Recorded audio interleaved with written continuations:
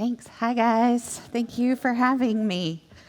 So they have me kind of locked in here so they can film me for those of you who can't be here. Okay. So these lights mean that I can't see you quite as well, which is okay. But what I want you to know is that roughly 20% of us gathered here today are survivors of childhood sexual abuse. And roughly 67% of us have at least one adverse childhood experience.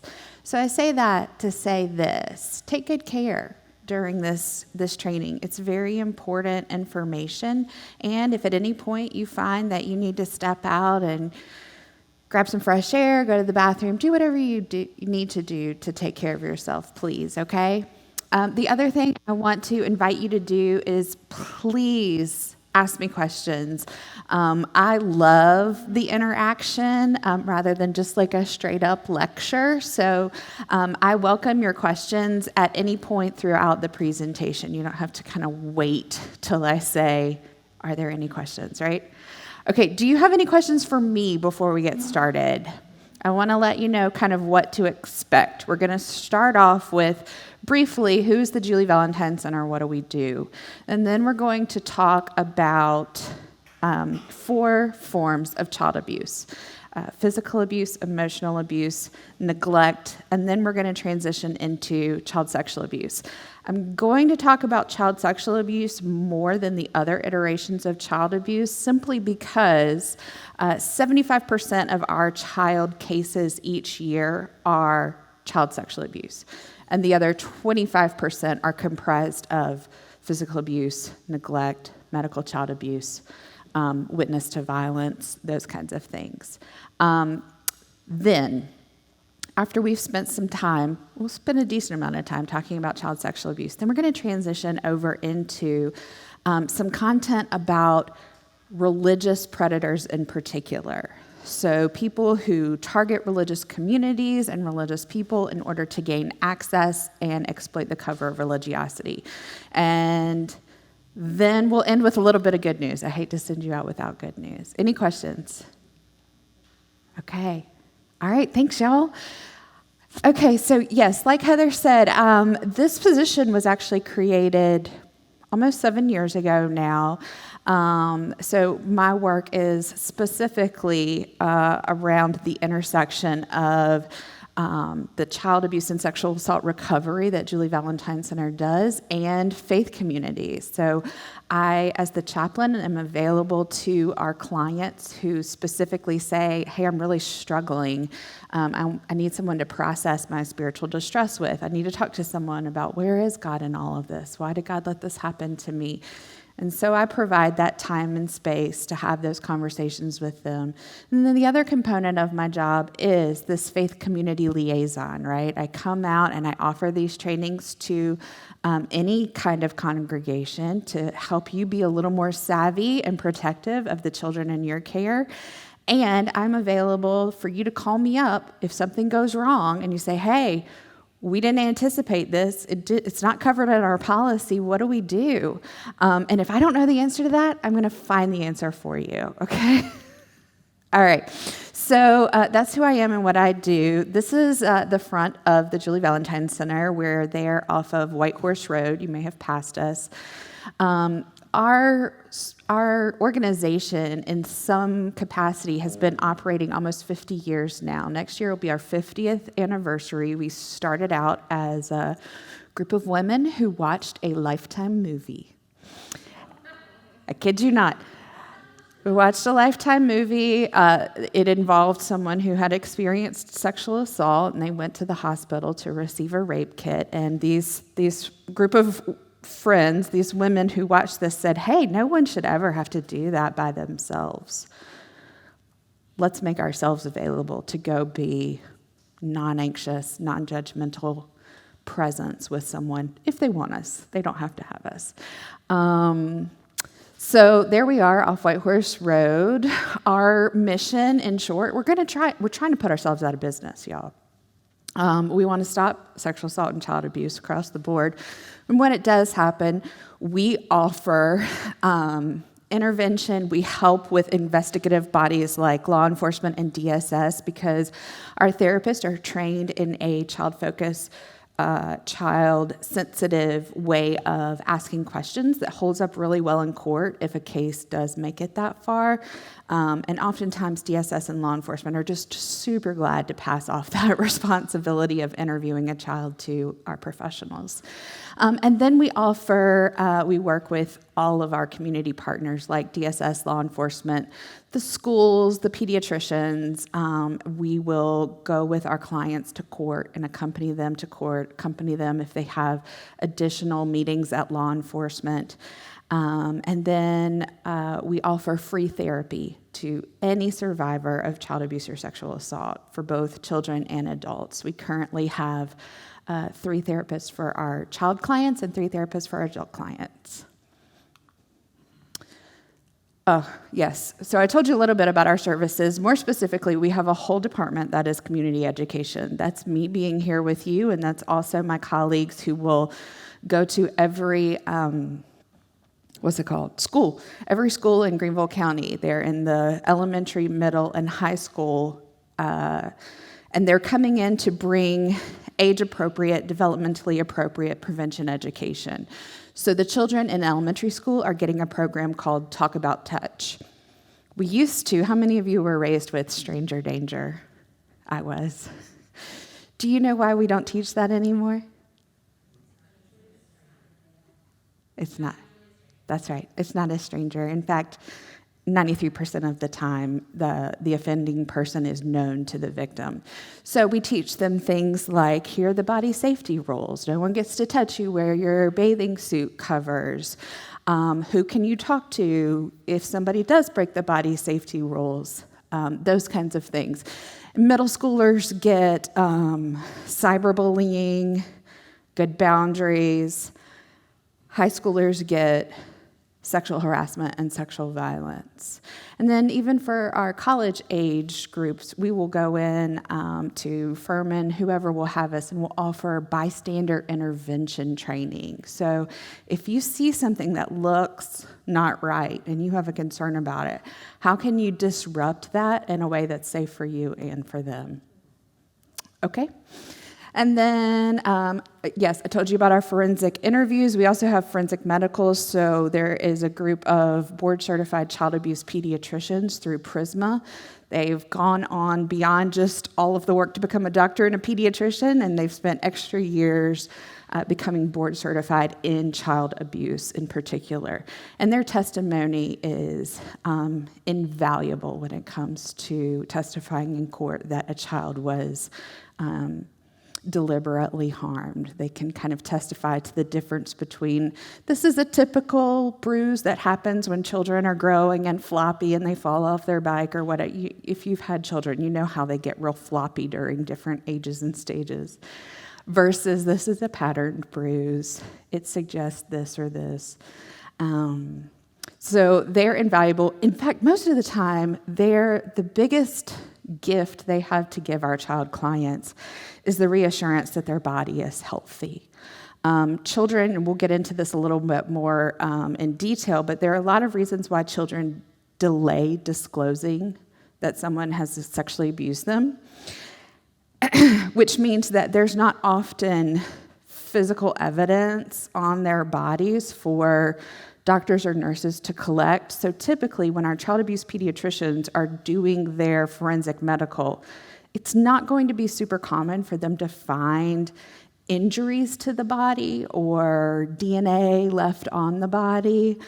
So their biggest gift to the child is, hey, I've checked out your body and you're healthy.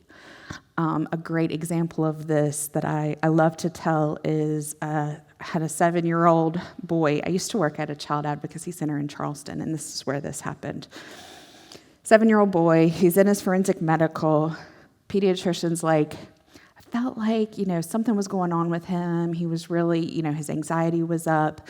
Like he wanted to talk about something. So she's trying to deliberately build rapport with him and demonstrate some trustworthiness. And sure enough, by the end of the medical, she can tell him, hey, your body's healthy. Do you have any questions for me before we go back and join the rest of the group? And he goes, does this mean that I'm not pregnant? So the gift that she could give him and being able to assure him, no, you don't have to worry about that. You're for sure not pregnant, right? Because that's how children operate. They will take disparate pieces of information that they have and try and put them together to make sense of something. And if they have a big fear like that, they'll sometimes carry it around and won't necessarily talk about it or share it. Okay, rape crisis. We have a 24-hour hotline. So if you or anyone you know is ever dealing with some iteration of this, that's what it's there for. If you have a question on Sunday morning about, hey, something's happened and I don't know if this is a mandated report or not, you can call this line. It exists for a host of reasons. If you know survivors who are in their 50s and they are waking up at 2 o'clock in the morning with nightmares or triggers, they can call this line at that time. That's why it's there. And then, of course, I told you about therapy services for all ages. Any questions about our services? Okay. This is an older version of this. Okay. Our 2022 numbers are over 2,200 individuals served, over 900 of which were children. And again, 75% of all of our child cases are child sexual abuse. Okay. If you caught the answers to this before when we were testing, don't answer. But here's a quick quiz for you. See where your knowledge is coming into this, okay? True or false? 1 in 4 girls will experience sexual assault by the age of 18. Lamentably true. And 1 in 6 boys. Now, we believe that the boys' number is actually probably closer to the girls' number, but there are a lot of extra barriers to boys disclosing when sexual assault happens. Can you imagine what some of those barriers might be? Just take a guess. Shame? They know the person? Sure. Why do you think boys might experience shame to a disproportionate degree than the girls? Societal pressure? They think they ought to be able to take care of themselves. Boys don't cry. Boys aren't victims, right? And if they're sexually assaulted by a man, what might they fear? Reprisal, for sure. They might also think, this makes me gay, right? Especially if their body had an involuntary response, which is really common and predictable for all bodies because that's the way God designed our bodies. But if they put that together, and then particularly if they're in a family or a community where like this is not a safe thing to be, I cannot be someone who's gay, then that might also become a whole host of internalized fears and beliefs that play out in the long term with someone's mental health, right? So on average, we have research that tells us on average, a male will first disclose his sexual assault to another living being, not law enforcement necessarily, but to another living soul, on average, remember the bell curve? 20 years after the fact. For all of those reasons and more. Okay, true or false? 93% of sex offenders self-identify as very religious. Lamentably true. This is a quote that comes from this book that I have pictured up here. Actually, I think the face of the book has changed now. It might have a different cover if you pull it up on Amazon, but it's a book by Anna Salter, Dr. Anna Salter, and her research has given us tons of helpful information into the mind and operating practices of sex offenders. But this particular quote says, I consider church people easy to fool. They have a trust that comes from being Christians. They tend to be better folks all around, and they seem to want to believe in the good that exists in people. I think they really just want to believe in people, and because of that, you can easily convince with or without convincing words. So this is another reason my job exists now. So now we're going to go into different kinds of child abuse. Checking in. We're doing okay so far? All right. Don't forget to drink water or something. Like, take care of yourself. I told you these are the 4 kinds of child abuse we're going to cover. I would also stipulate that spiritual abuse is a component, but we don't have enough time. That's a whole other presentation for another day, right? This is about equipping you to make a mandated report if you should need to. So the first type of child abuse we're going to talk about is neglect. And that is simply a failure to provide for a child's basic needs: emotional, physical, medical, and educational. This is why, if a child is consistently out of school, the truancy folks at the school start calling and saying, hey, what's up, right? Because we need to make sure all of their needs are attended to. So what are some signs that a child is experiencing neglect? Could be a consistent lack of supervision. They just don't have access to food and clothing and shelter. Failure to meet their educational needs. Any caregiver that is consistently condoning delinquent comments or behaviors, or failing to attend to a child's emotional needs when they've been exposed to domestic violence. So our state statutes have changed a little bit, and that means that now, if a child is in the home where the parents have become violent with one another, even if no one laid a hand on the child did not experience any physical abuse of any sort, even ancillary to what was happening with the parents, they're witnessing it either visually or verbally. They don't actually have to see it. If they heard these things going on in the house, that is a trauma for them. We can get them in with DSS and get them access to trauma-focused therapy because of that, right? So our research tells us that children raised in violent and maltreating homes have the same rates of PTSD as frontline war veterans. So that environment, that exposure is impacting even their body, right? Like, there's a great TED Talk I commend to you by Nadine Burke-Harris where she talks about the long-term physical effects, and I can send this link to you, Heather, long-term physical health effects of adverse childhood experiences. And she kind of goes into, like, when we go into fight, flight, or freeze mode, right? Like, so if you're walking through the woods, you're on a hike, and you encounter a bear, your body is already designed to try and help you survive that, right? Like your adrenaline and your cortisol, like all of those hormones are going to be pumping through you. You're going to be ready to run away or fight the bear. But what happens when the bear comes home every night? Right? And so your little body is in this state of hyperarousal constantly. That's going to have a long-term negative effect on your organs, on your systems. Okay, so even children who have been exposed to DV get access to support services and interventions. What are some behavioral indicators that a child is experiencing neglect?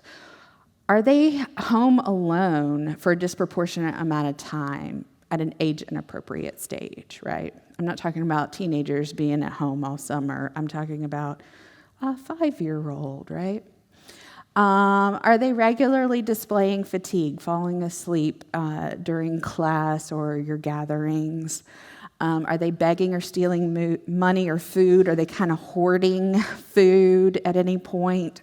This is also helpful if any of you are foster parents. Then maybe you have also experienced receiving a child into your care who's like squirreling away food somewhere so they know they have access to it at some point. Consistently poor hygiene. Now, listen, I'm not talking about any one of these bullet points means call DSS. We're looking for clusters of these, right? I have had middle schoolers. They have poor hygiene. So you're looking for this sort of like consistent issue, right? I know if you're taking them on trips, you're constantly reminding, did you put on deodorant? When was the last time you showered? Improper clothing for this season, right? Our oldest has a birthday in July, and back before COVID shut everything down, we had gone to the Broadway shows at the Peace Center that season, and he was really into like multiple shows. And Evan Hansen was the one that came kind of in the summertime, and so he wanted to buy one of those like ridiculously overpriced things in the store there, that goes with the touring company. And I was like, okay, well, it's going to be your birthday present, right? Well, so he wanted the hoodie. He wanted like a big, large hoodie. He could have it for years, because also, right, like middle schoolers and hoodies, I don't know why, but it's the thing right now. And it had like the Dear Evan Hansen logo. It was stupid expensive. So I was like, this is your birthday if that's what you want. And he's like, yeah. But also, it's summertime. He spent that whole summer wearing that hoodie because he loved it so much, right? So keep in mind, these things isolated don't necessarily equal anything, but you are going to look for concerning clusters, right? Self-destructive behavior is very concerning. So if a child is cutting themselves, if they are hitting themselves, burning themselves, engaging in any kind of like purging behaviors, making themselves vomit, taking laxatives to make themselves pass anything that they consume, like that is particularly concerning. So I want you to be even more attuned to that kind of behavior. Okay, that's it for neglect. Any questions on neglect? Okay, so our definition of physical abuse is a person deliberately and intentionally causing bodily harm to a child, such as punching, beating, kicking, biting, pinching, and burning. And that is a crime whether the intent was to hurt or not. So what does that mean, Carrie? I mean, if the caregiver dipping the child's feet into overly hot water as a punishment causes scalding and burning because the water is so hot, it doesn't matter that they weren't intending to leave that type of burn, it's still a crime. Does that make sense? Okay. So, how does that affect us here in South Carolina? It is legal for caregivers to use corporal punishment. So what is the threshold in South Carolina for when corporal punishment has crossed over into physical abuse? Does anybody know? Just curious. If it leaves marks or bruises. If it leaves marks or bruises, it is too far. So even if caregiver was like, hey, I was just spanking because this very, appropriately disciplined behavior, like it is an appropriate behavior to discipline, right? Does that make sense? My brain's hiccuping this morning. But if it leaves marks and bruises, it's still a crime, right? Okay, any questions? Okay. So physical indications are burns, bruises, welts, bite marks, and then unexplained fractures or abrasions. Again, what I want you to know is that our child abuse pediatricians are amazing folks. Their ability to say, the only way this kind of break happens is if you apply this kind of pressure in this kind of way, and so it can almost never be an accidental thing. They're great with that. You might be working in a situation where, you're on a trip with the youth or you're here volunteering in the children's space, and there's something that's concerning to you, and then you think, uh-oh, I don't know, how do I know if this is like a typical developmental predictable bruise versus a concerning? You don't have to know the difference about that. If your uh-oh feelings are activated, you can go ahead and call. And when our child abuse pediatricians get a chance to review that child and their body, they're the ones who know, right? Does that help? That's usually what we find is the biggest barrier to faith leaders making a mandated report is this kind of myth of, well, how will I know? Good news, you are not mandated investigators, mandated reporters, which is great because no one has taught me to investigate anything. Okay, so what are some behavioral indicators that a child has been experiencing physical abuse? Are they really uncomfortable with physical contact? Again, some of us are just like that. Some of us aren't huggers. We don't want you in our personal space. That's just how we're wired. That's okay. We're not looking for each one of these, but when we're seeing them in clusters, right? Behavioral extremes in the kiddos. What's going on with that? We want to get curious about that. Are they complaining of being sore or moving uncomfortably? Could be they had like a really rough lacrosse game the night before. But again, if you're seeing these in clusters, get curious. Again, inappropriate clothing to cover the body given the season. You just kind of have to sort that out and feel it. Again, my 3-year-old, when we moved from Charleston up here, was like super offended to find out that flip-flops weren't a year-round shoe. And I am of the school of natural consequences parenting. So like when your toes are cold enough, you'll make a better choice. You could call DSS on me, that would be fine. We could have them come check it out, but you're looking for these things in clusters. Is the child afraid to go home or to their caregiver? That's really concerning. And I'm talking about afraid, right? Not just like I'm so mad at mom or dad, I don't want to go. But like, is there fear? Is there terror? What's going on? Okay, that's physical abuse. Any questions? Yes? How does that last point look throughout the different ages? Yes. Okay, say more. Do you have like a, for instance, or anything? I work with like both toddlers and 7th graders. Mm-hmm. And they would definitely exhibit that differently. Yes, they would.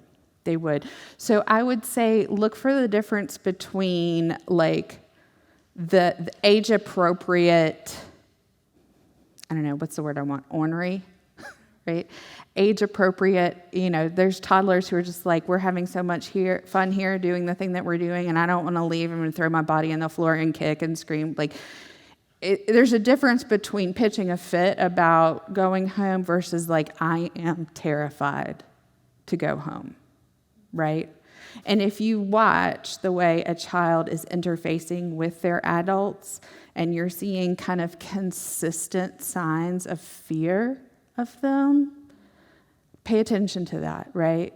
And I keep touching my stomach every time I tell you this because I'm just such a gut person, right? Like my stomach knows things before my brain can turn them into words. That's some of you might be like that, right? So here's what I want you to know. We are the only creatures in God's whole creation who will override our instincts in order to be pleasing. I'm going to say it again. We are the only creatures in God's whole creation who will override our instincts in order to be pleasing, right? Socially acceptable. Good Southern women, good Southern Christian girls, like we smile and we say, thank you, no thank you, but like if something is kind of stirring and you're having these gut feelings or intuition, whatever you want to call it, heebie-jeebies, right? If you got some heebie-jeebies are coming up and you like pay attention to those, that is important information that is trying to be communicated to you. And this is helpful for our own wellness too, right? So like if I'm out in a public place and there is someone who is interfacing with me in a way that I can't necessarily name what I don't like about it, but my feelings have been activated, that's important for me to pay attention to, right? Like they might not be a super safe person. So look for fear. Look for fear. If a 7th grader is demonstrating like, I don't want to go home, we'll get to this a little bit more in a minute. We talk about minimal facts interviewing when you're about to make a mandated report. But if you're not quite there yet, we don't want anybody interrogating children. But if you have a relationship with them already, you're the person that they're hanging out with twice a week or whatever, you can invite conversation. Like, I've noticed that you really don't want to go home when it's time to go home. What's up with that? Everything cool? I wonder what is going on for you. Like, you don't have to go straight to, like, is home safe or not? But, like, hey, talk to me about your feelings. Talk to me about what's going on. Any other questions? Yes? Is the clothing, is that to cover marks? Yeah. Or self-harm. So it could be other-inflicted or self-inflicted. Yeah. That's typically why, someone would be wearing, like, seasonally inappropriate. But if they're wearing seasonally inappropriate clothes, like summer clothes in wintertime, it could be a poverty thing. And if that's the case, then the church is really well equipped to go ahead and intervene and connect them with a multitude of resources, right? But if it's not a poverty thing, if it's a neglect thing, that's also important information for us, right? Yes? I could be off on this, but I think sometimes the clothing could also be a shame issue. If there's sexual abuse, they'll begin to cover themselves up, make themselves less Noticeable. noticeable, Absolutely. whatever. That's absolutely. So for those of you who didn't hear, sometimes covering ourselves up with seasonally inappropriate clothing is to try and make ourselves invisible. Like if I have survived sexual assault, I might want to make sure no one sees me as a sexual object or project ever again. So I want to be like as frumpy as possible. Maybe I even want to smell. Right? Like I need to use everything in my arsenal to keep people at bay. There's a really compelling memoir called Hunger, I think, Hunger or Hungry by Roxane Gay.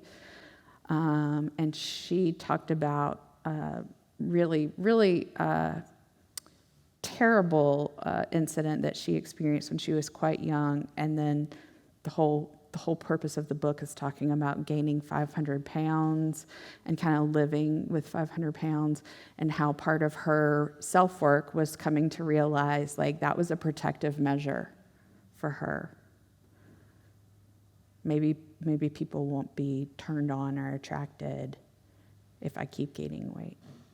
So yeah, that's definitely a component. Thank you. Okay.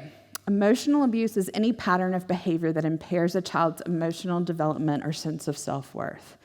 So this is anything from explicit messages like, you're so stupid, and like those sorts of constant messages about their personhood, their worth. But there's implicit messages are almost even more powerful and insidious because it's not as easy for us to hear, but if the pattern for the child is experiencing these sort of negative kind of sniping comments all the time and maybe a lack of,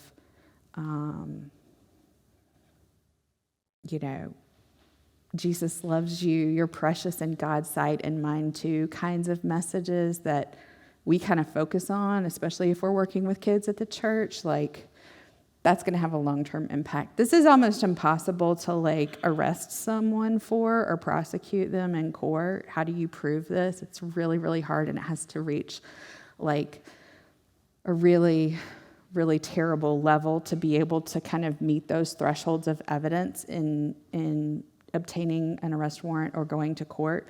But as people of the faith community, if we are serious about caring for the children that God has entrusted to us in our community, what are some ways that we can intervene and pour in messages of love and worth if that's not happening at home, right? Okay, so most prevalent, cruelest, most destructive. And then at its most extreme, we're talking about rejecting and terrorizing and isolating.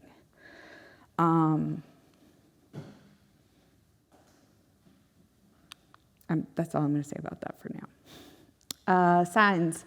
So constant criticism, verbal abuse, threats, rejecting or withholding love, and a lack of support or guidance. Physical indicators, behavioral indicators might be, again, these extremes. Do you have a child that is overly mature or overly immature for their age and development? Extreme changes in behavior. Destructive behavior is really, really concerning. Really concerning. And a lack of emotional attachment. Ooh. Okay. Any questions? Yes? The maturity piece, can you speak a little bit more about that? Yes. So sometimes children become parentified. So, and this, honestly, this used to be like kind of commonplace hundreds of years ago, right? Like we had a bunch of kids so that the older ones could help out the younger ones and keep the farm going and whatnot. Nowadays, though, what's concerning is if the caregiving is just sort of passed off to the older kids and they're expected to care for the younger kids. And so they're expected to like figure out like, the food stamps have come in on this day of each month. So this means that I can take and go and get what we need for the house to have groceries once we reach the 5th of each month, or like whatever it is, right? Like when you have a child that is that dialed into the operations and maintenance of a family, what's going on? What's behind that, right?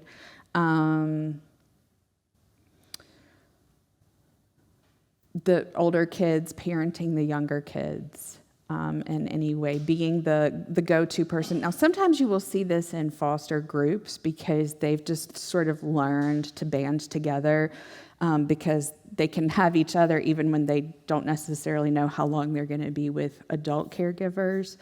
But those extremes are just concerning. It may not be specifically emotional abuse, but it's something that we want to know about and try and help with. Does that make sense? Yeah, good question. All right, so sexual abuse. We are on time. Okay, so this is whenever anyone uses a power over a child to involve that child in a sexual activity. This includes fondling, penetration, incest, rape, sodomy, and then I want you to pay attention to these: indecent exposure and the commercial exploitation through prostitution or the production of pornographic materials. So the production of pornographic materials or child porn, you've probably heard in the field, is called CSAM, child sexual abuse material. CSAM and indecent exposure are still crimes. They're non-contact crimes. So sometimes if you're seeing a difference in stats, what you're probably seeing is the difference between contact crimes and non-contact. Does that make sense? So like our partners in prevention, Darkness to Light, have a training, and they usually use the stat 1 in 10 children are survivors of child sexual abuse. That's because they're talking about just exclusively contact, right? But if we have someone who kind of unrobes and shows off their private parts to kids in a park and never comes close to them or never touches them, that's still a crime for them to show their privates to children. Okay? Physical signs: injury, irritation, redness, bleeding to genital or rectal areas. You're probably never going to see this. It happens, yes. But between delays of children disclosing and the fact that a lot of times sexual assault isn't violent in this way, right? There's a violence, no doubt. There's a violence to overriding their power and autonomy and to their spirit and their self. But it's not necessarily violent in the way that the word assault tends to connote. Does that make sense? The other reality is Again, God designed our bodies to do exactly what they do, which means there are a lot of blood vessels that go to our private parts so that they can do what they're meant to do. But that also means all of that blood that goes to our private part areas, it means if there's any kind of wound of any sort, it heals pretty quickly, faster than a lot of other parts of our body. Any questions? So, if you have concerns, more often than not, the way that you interface with children, you're more likely to see behavioral concerns than the physical signs. So, this is sudden changes in a child's behavior. Again, asking questions about a friend who has experienced something. Sexual knowledge beyond what is age appropriate. Now, you might be thinking, Carrie, have you turned on the TV lately? I hear you, I do.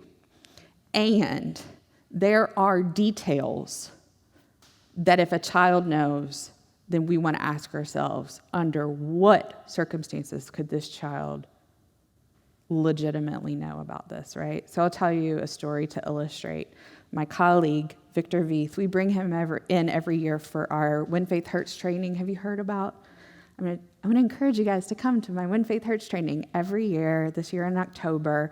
And it is for faith leaders, and it's like a little mini graduate degree in keeping people safe and ministering to them after these things have happened. But he tells this story, Victor Veith of the Zero Abuse Project. He's going to be our keynote. He tells the story of when his daughter was growing up, and she would play with Barbies. And of course, there were like 50 Barbies and one Ken, and he's like, I have concerns. There's only one Ken. And she's like, oh yeah, but they're this is the couple, and they're the mom and dad, and they're living in this house together. And he's like, well, wait a second, are they married? And she's like, okay, well, we'll have a little Barbie wedding, and they're going to be married. And so she puts them in the main bedroom, in the bed, under the little comforter, right? Well, that's not necessarily concerning behavior, because any child who has mom and dad in the house are probably going to see mom and dad sharing the same big bed and have the covers up, right? That's not necessarily indicative of sexual behavior. That's just par, right? So a child playing with dolls in that way is just kind of reflecting whatever they see. Now, when you get concerned is when they take the dolls and they start manipulating their arms and legs into positions. That's the difference that I'm talking about. Does that make sense? Yeah. Okay. Humping other children, super concerning. Curiosity about sex after a question has been answered. So I understand if you're a Sunday school teacher, you're not necessarily charged with their sex education, right? But this is information that you can help convey to your parents that you minister to too, right? And I will say this, I want to encourage parents to be their child's primary sex educators, because if not them, it's going to be YouTube and TikTok and peers. And they're not always going to have accurate information, nor the information that shares the values of caregivers or the faith community, right? So this would be a child who is maybe asking a developmentally appropriate question, but they're just kind of honed in, right? And they're really asking more and more pointed questions. We want to get curious about where's that coming from? Overly sexualized behavior, public masturbation, or obsession with genitals. Now, again, you remember having a 3-year-old boy, right? And like their hands are always down their pants, and you have to kind of constantly be like, all right, when we're in public, with hands out of our pants, right? That's typical developmental behavior, right? We're concerned with more than hands in their pants, more activity, right? That's concerning. And this sort of obsession, right? Like, I cannot be easily redirected. And then any child that has knowledge of oral sexual conduct, oral genital contact, that's really concerning. No child should know about that. So, if you have a child that If you walk into, the bathroom on the nursery hall or wherever, the children's hall, and you've got one child is kind of like smashed up against the wall and the other one is kind of head down in their genital area, we're immediately concerned and we're calling the police, not because we want to send this 8-year-old to jail, but we want the trained investigators to investigate, why does this 8-year-old even know this behavior? Typically, it's either because someone has done that to them or they have been exposed to porn, either of which is a crime. Also, make sure you tell all of the caregivers, all of the parents of all of the children, showing kids porn is not an acceptable way of teaching them sex education. It's a crime. It's not how we teach sex ed. Just make sure everybody knows that. Any questions? Yes? What about teenagers sending pictures to each other? Oh my gosh, it's a crime. They can't. Okay, I'm so glad you asked. So teenagers, wow. We, in the state of South Carolina, I'm going to tell you what the laws are, not what your values are. In the state of South Carolina, the age of consent is 16. So 16-year-olds can legally consent to have sex with one another, okay? Again, that might not be our values as parents or grandparents, but legally, that is the threshold. Now, there's also what's called the Romeo Clause. Are you familiar with this? Have you heard of this? The Romeo Clause provides for a couple of years before and after that age that it recognizes that teens will date each other, and you might have a 15 and a 16-year-old or a 16 and a 17-year-old because they don't always stay the same age at the same time. And if within that window they're having sex with one another that is not coerced or forced, then there's not legally anything we're able to do about that. Again, it might not be your values for your kids, but it's legal. But if you have like a 19-year-old that's outside that Romeo window having sex with a 15-year-old, it's too great of an age difference. There is a power differential between a 19-year-old and a 15-year-old. So that is something that law enforcement would investigate.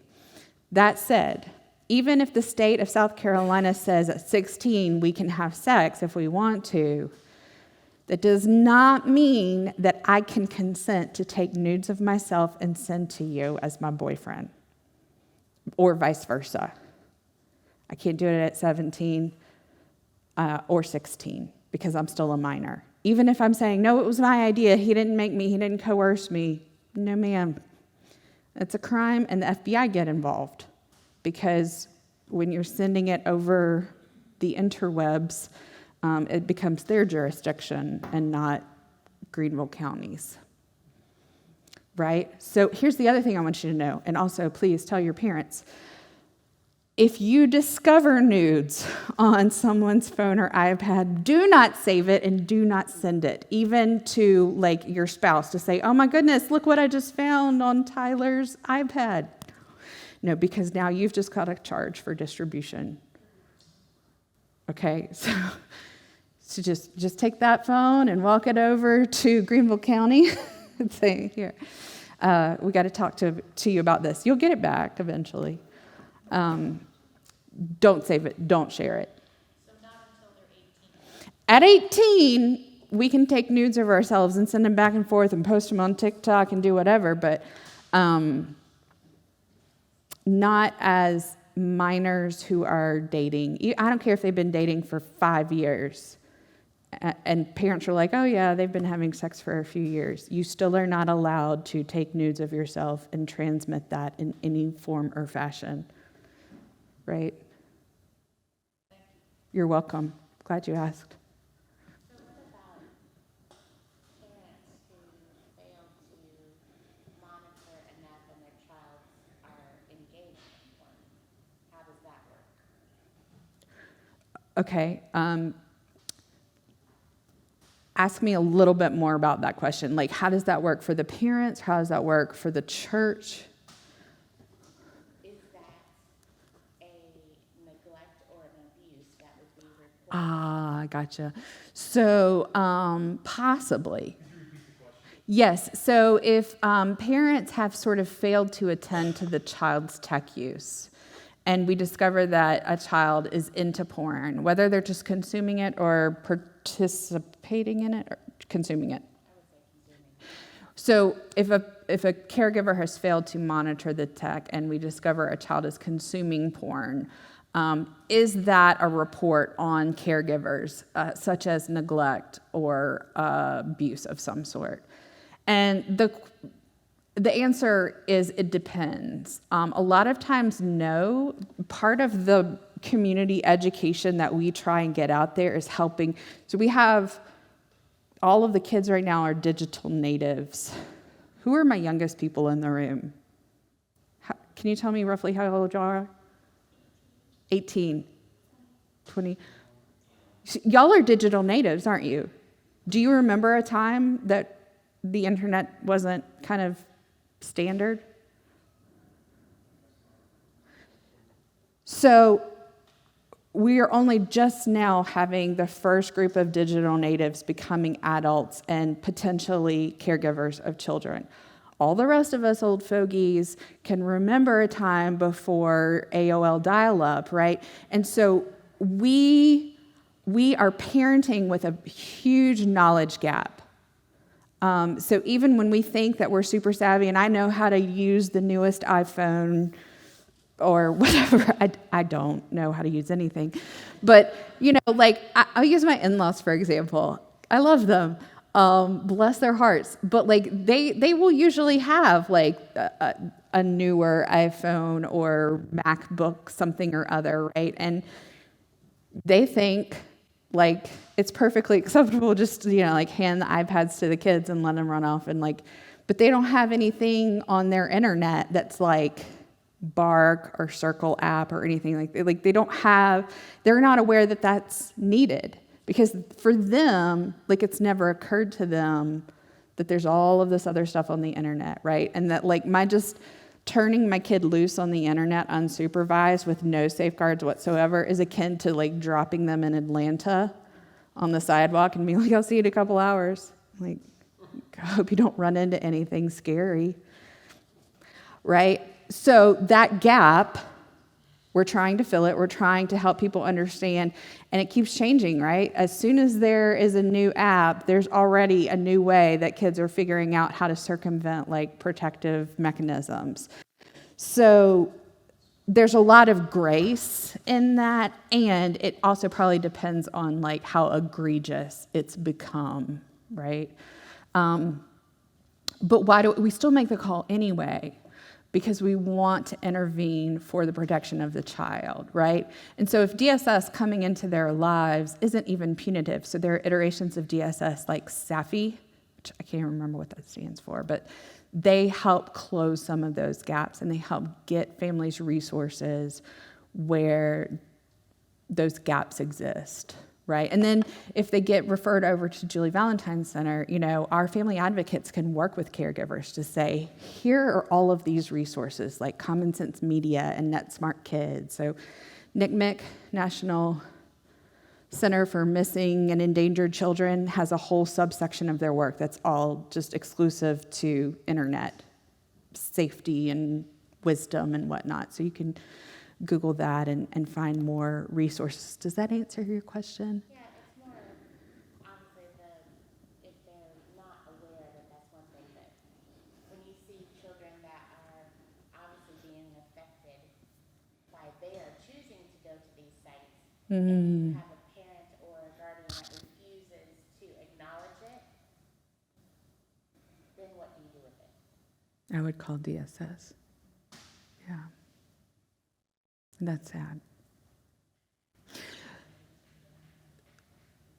Right. So the other reality is, too, that we have research that tells us that consuming porn actually changes the brain, particularly for the developing brain. So the brain isn't typically done developing until it's 25. It's still cooking, right?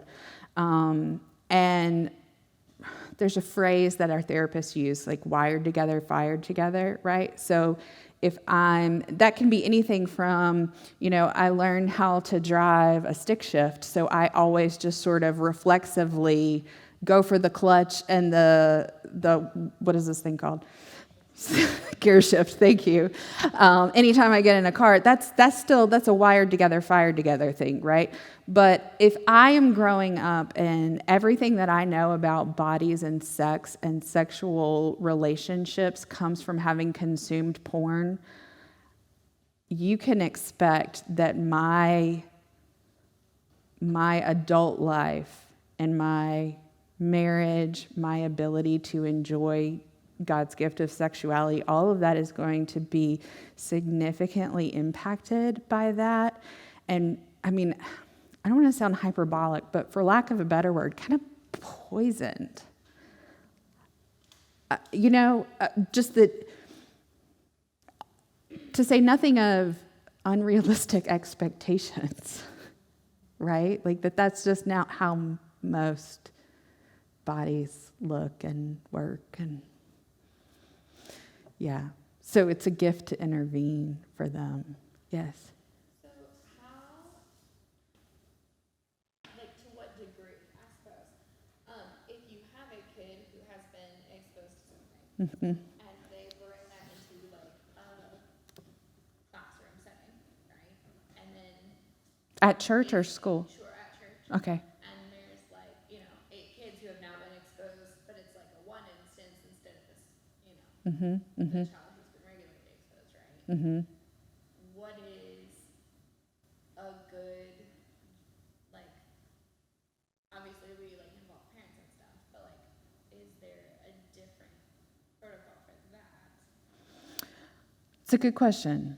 I think it would probably depend on like how does it come up, right? So one of the reasons we try and offer this education for caregivers is because, again, my in-laws wouldn't think twice about this. My colleagues, on the other hand, right? I tell this story of my coworker who, when her son was like 3rd grade, it was his first time having to do a big research project, right? And they don't have like encyclopedias anymore. So, he's got to get online. And what does any 8-year-old boy want to do a research project on? Dinosaurs, obviously. And so he's so excited to do this dinosaur research. And, my colleague mom sits down with him. She's like, okay. Or like, because she's not going to let him go on the search engine by himself, unsupervised. Okay, so what do you think we should search for first? And he goes, big bones. Okay, so all of you who are going, it's because you can anticipate how that's going to go sideways, right? My in-laws can't anticipate how that's going to go sideways. My dad and his wife can't anticipate that. They have not been working in this field. They are not using the internet to find those kinds of search returns, right? So she's able to say, well, let's get a little more specific. Are you interested in like archaeologists or a specific dig site, right? So she can like help tailor to help him find the returns that he really wants, right?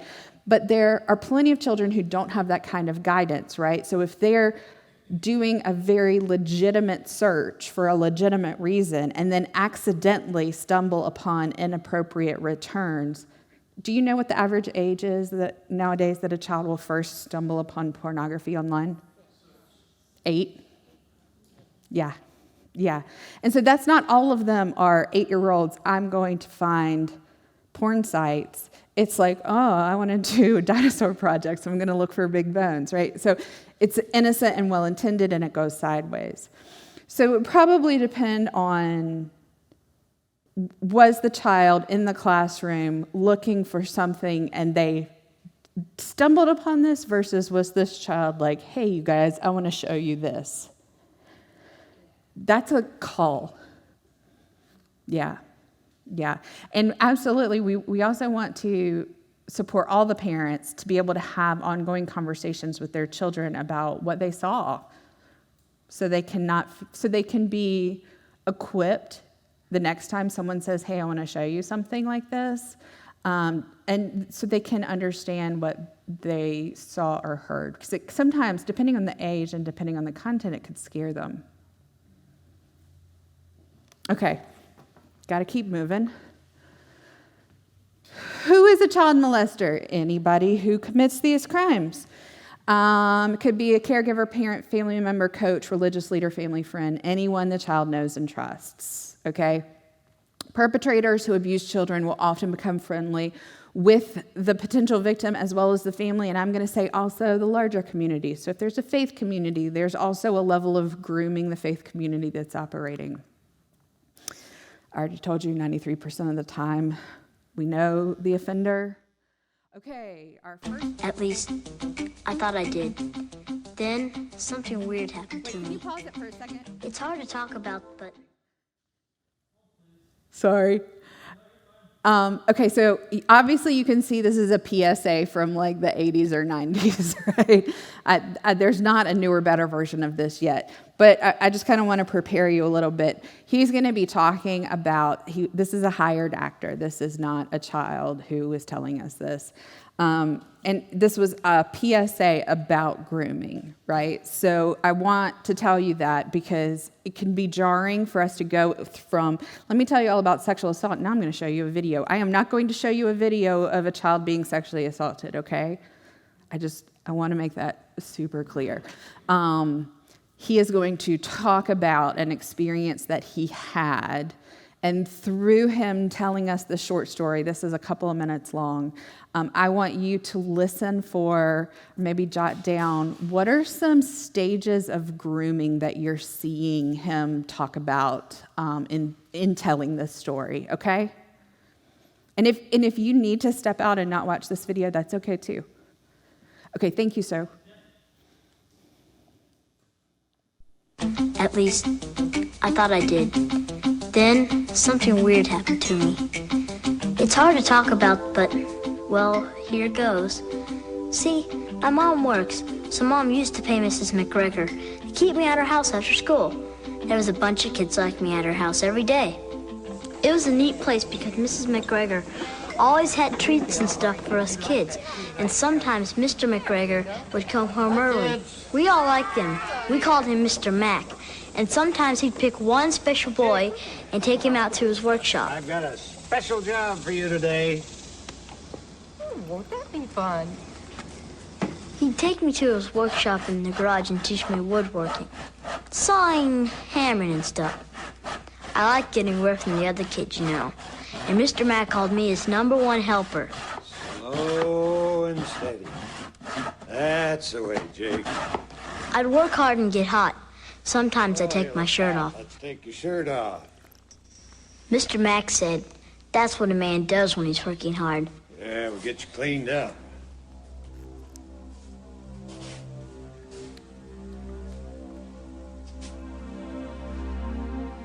That's better.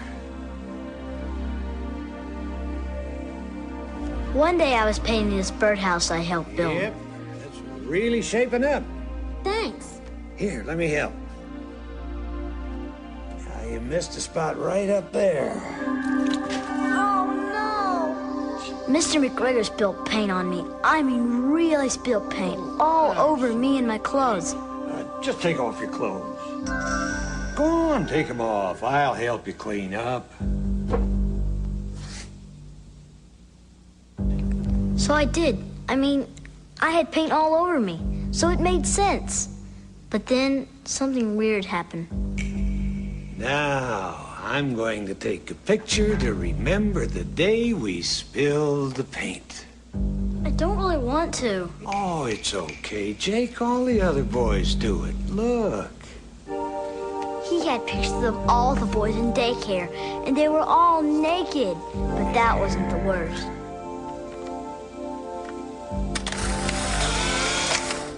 There, now I'll help you clean up. Here's the part that's hard to talk about. Mr. Mack touched my penis, and well, I was so surprised, I didn't know what to do. I mean, it didn't hurt or feel bad, but it made me so confused. There, That feels good, doesn't it? It didn't feel good. It felt gross. I always thought I know what to do in a tough spot, but when it was happening, well, I didn't do anything. Oh my. I tried to act like nothing happened.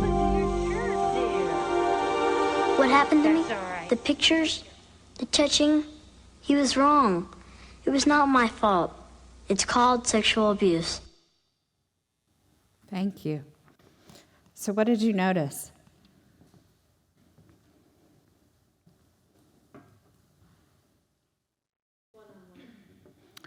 Who said that? One-on-one. Yeah. So that's one reason that's kind of like standard in all policies, right? Not because everyone who ends up solo one-on-one with a kid has Mr. McGregor's agenda, but we prevent the opportunity for that to even happen, or concerns or accusations that may have happened by preventing one-on-one time. Call it a special job. Special job. Mm-hmm. Say that again? Yeah, he really developed this sort of faux trust, right? Like, I'm a good guy. He's probably like a grandpa figure to all those kids. What else did you notice? Peer pressure. Hey, how many charges did you count? How many crimes?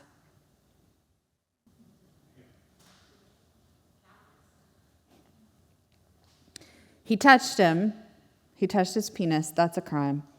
He showed him pictures of other naked boys. That's a crime.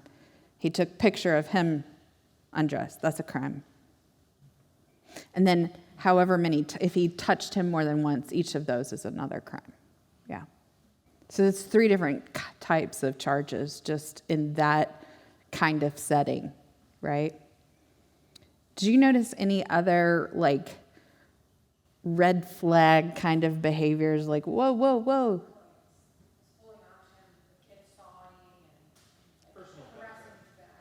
Yeah, absolutely. So, like, are there times when it's important for us to, like, so imagine any of your kids that have played ball, right? My daughter played softball for a while.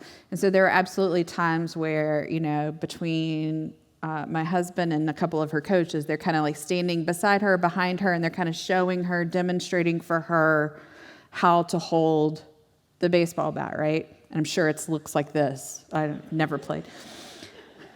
But, like, that was a really weird, like, he had it. That wasn't necessary.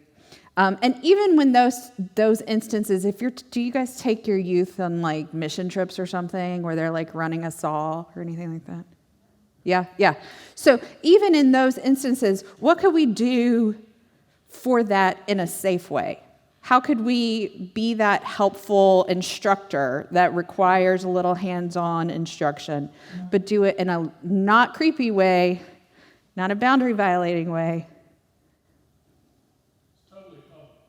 Totally public. And then also, what if we offered the kids some agency? Hey, I'd like to show you. Do you mind if I put my hands on your arms? Do you mind if I put my hands on your shoulder? Right? This is kind of standard operating practice that we're trying to inaugurate in more and more coaching, because, coaches and athletes is another place where abuse is rife. So if we teach all coaches to kind of model that, hey, I want to show you how to do this. Can I put my hand, and if a kid says no for whatever valid reason, right? You can say, like, okay, then I just want you to watch me, right?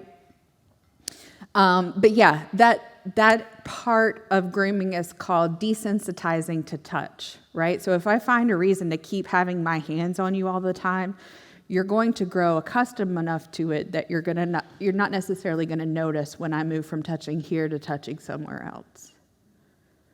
Desensitization to touch. Did you notice anything else? Yeah. Asking him, but what did you notice? Did you notice, like, how successfully he confused the child?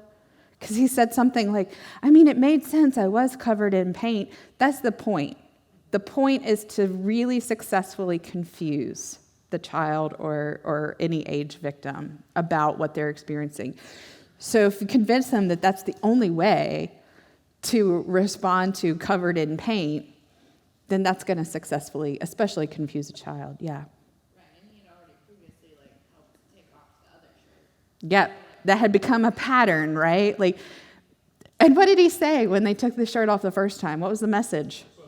That's what men do, right? So if I'm using those messages, is that maybe going to show up in his delayed disclosure? Yeah, because I've already been making a point to send him messages about what men do. Do you have something? Well, early on, his wife offered encouragement to him, like, oh, that sounds like fun. We don't know whether she was aware of what was going on, but the fact that there was another adult encouraging him to go with him. Yes, exactly. That is another reason. Oftentimes, children are very successfully confused about what they're experiencing because they think that these other adults know what's happening, right? How many of you are familiar with the Larry Nassar case? He was the doctor for Olympic gymnasts and some other Olympic athletes and Michigan State and I don't know, several big groups of athletes. He was able to commit some of these crimes on the girls as they're on the table because it looked for the world like normal, he wasn't a chiropractor, but it kind of looked like that kind of manipulation or whatever. And sometimes the girls' moms would be in the room, right? And then he can slip his hand and violate and commit some of these crimes. And they didn't know just how much of a trespass that was because mom was in the room the whole time. And meanwhile, we now know that the parents who were in the room when he was offending on some of these kids were also just as confused and self-blaming, shouldn't I have known? I should have been able to see. They're really, really good at what they do. Especially someone as practiced as that. He had over 300 victims, I think. I was going to say there was a school, I don't know how long ago this was, but there was a school locally where they had sent home consent slips for parents to give a physical to their kid at school. And 2 or 3 girls experienced assault there and thought that it was normal because all of the other girls were like, oh, nothing was wrong with mine. Yeah. So they think it's normal, it's par for the course in this kind of doctor's visit, or they think, oh, these other adults know that this is happening, but they don't know that those adults don't know the fullness of what's happening, right? The other thing I really want to point out to you is when he said, by the time he's telling us, Mr. Mack touched my penis, and that's not okay, that's sexual abuse. Somewhere kind of right before he got to that final point, he says something like, I was so confused. It didn't hurt. That's also a really important component of successfully tricking and confusing children, right? Because they don't necessarily know what the lines are that are being crossed or when a line has crossed over into a crime. And when we use words like abuse and assault, with our adult brains, we understand why those words are appropriate to this discussion, right? But for a lot of folks in children's brains, those words connote punching, kicking, abrasions, breaks, right? And if that's not happening, then it didn't hurt, right? Yes, sir.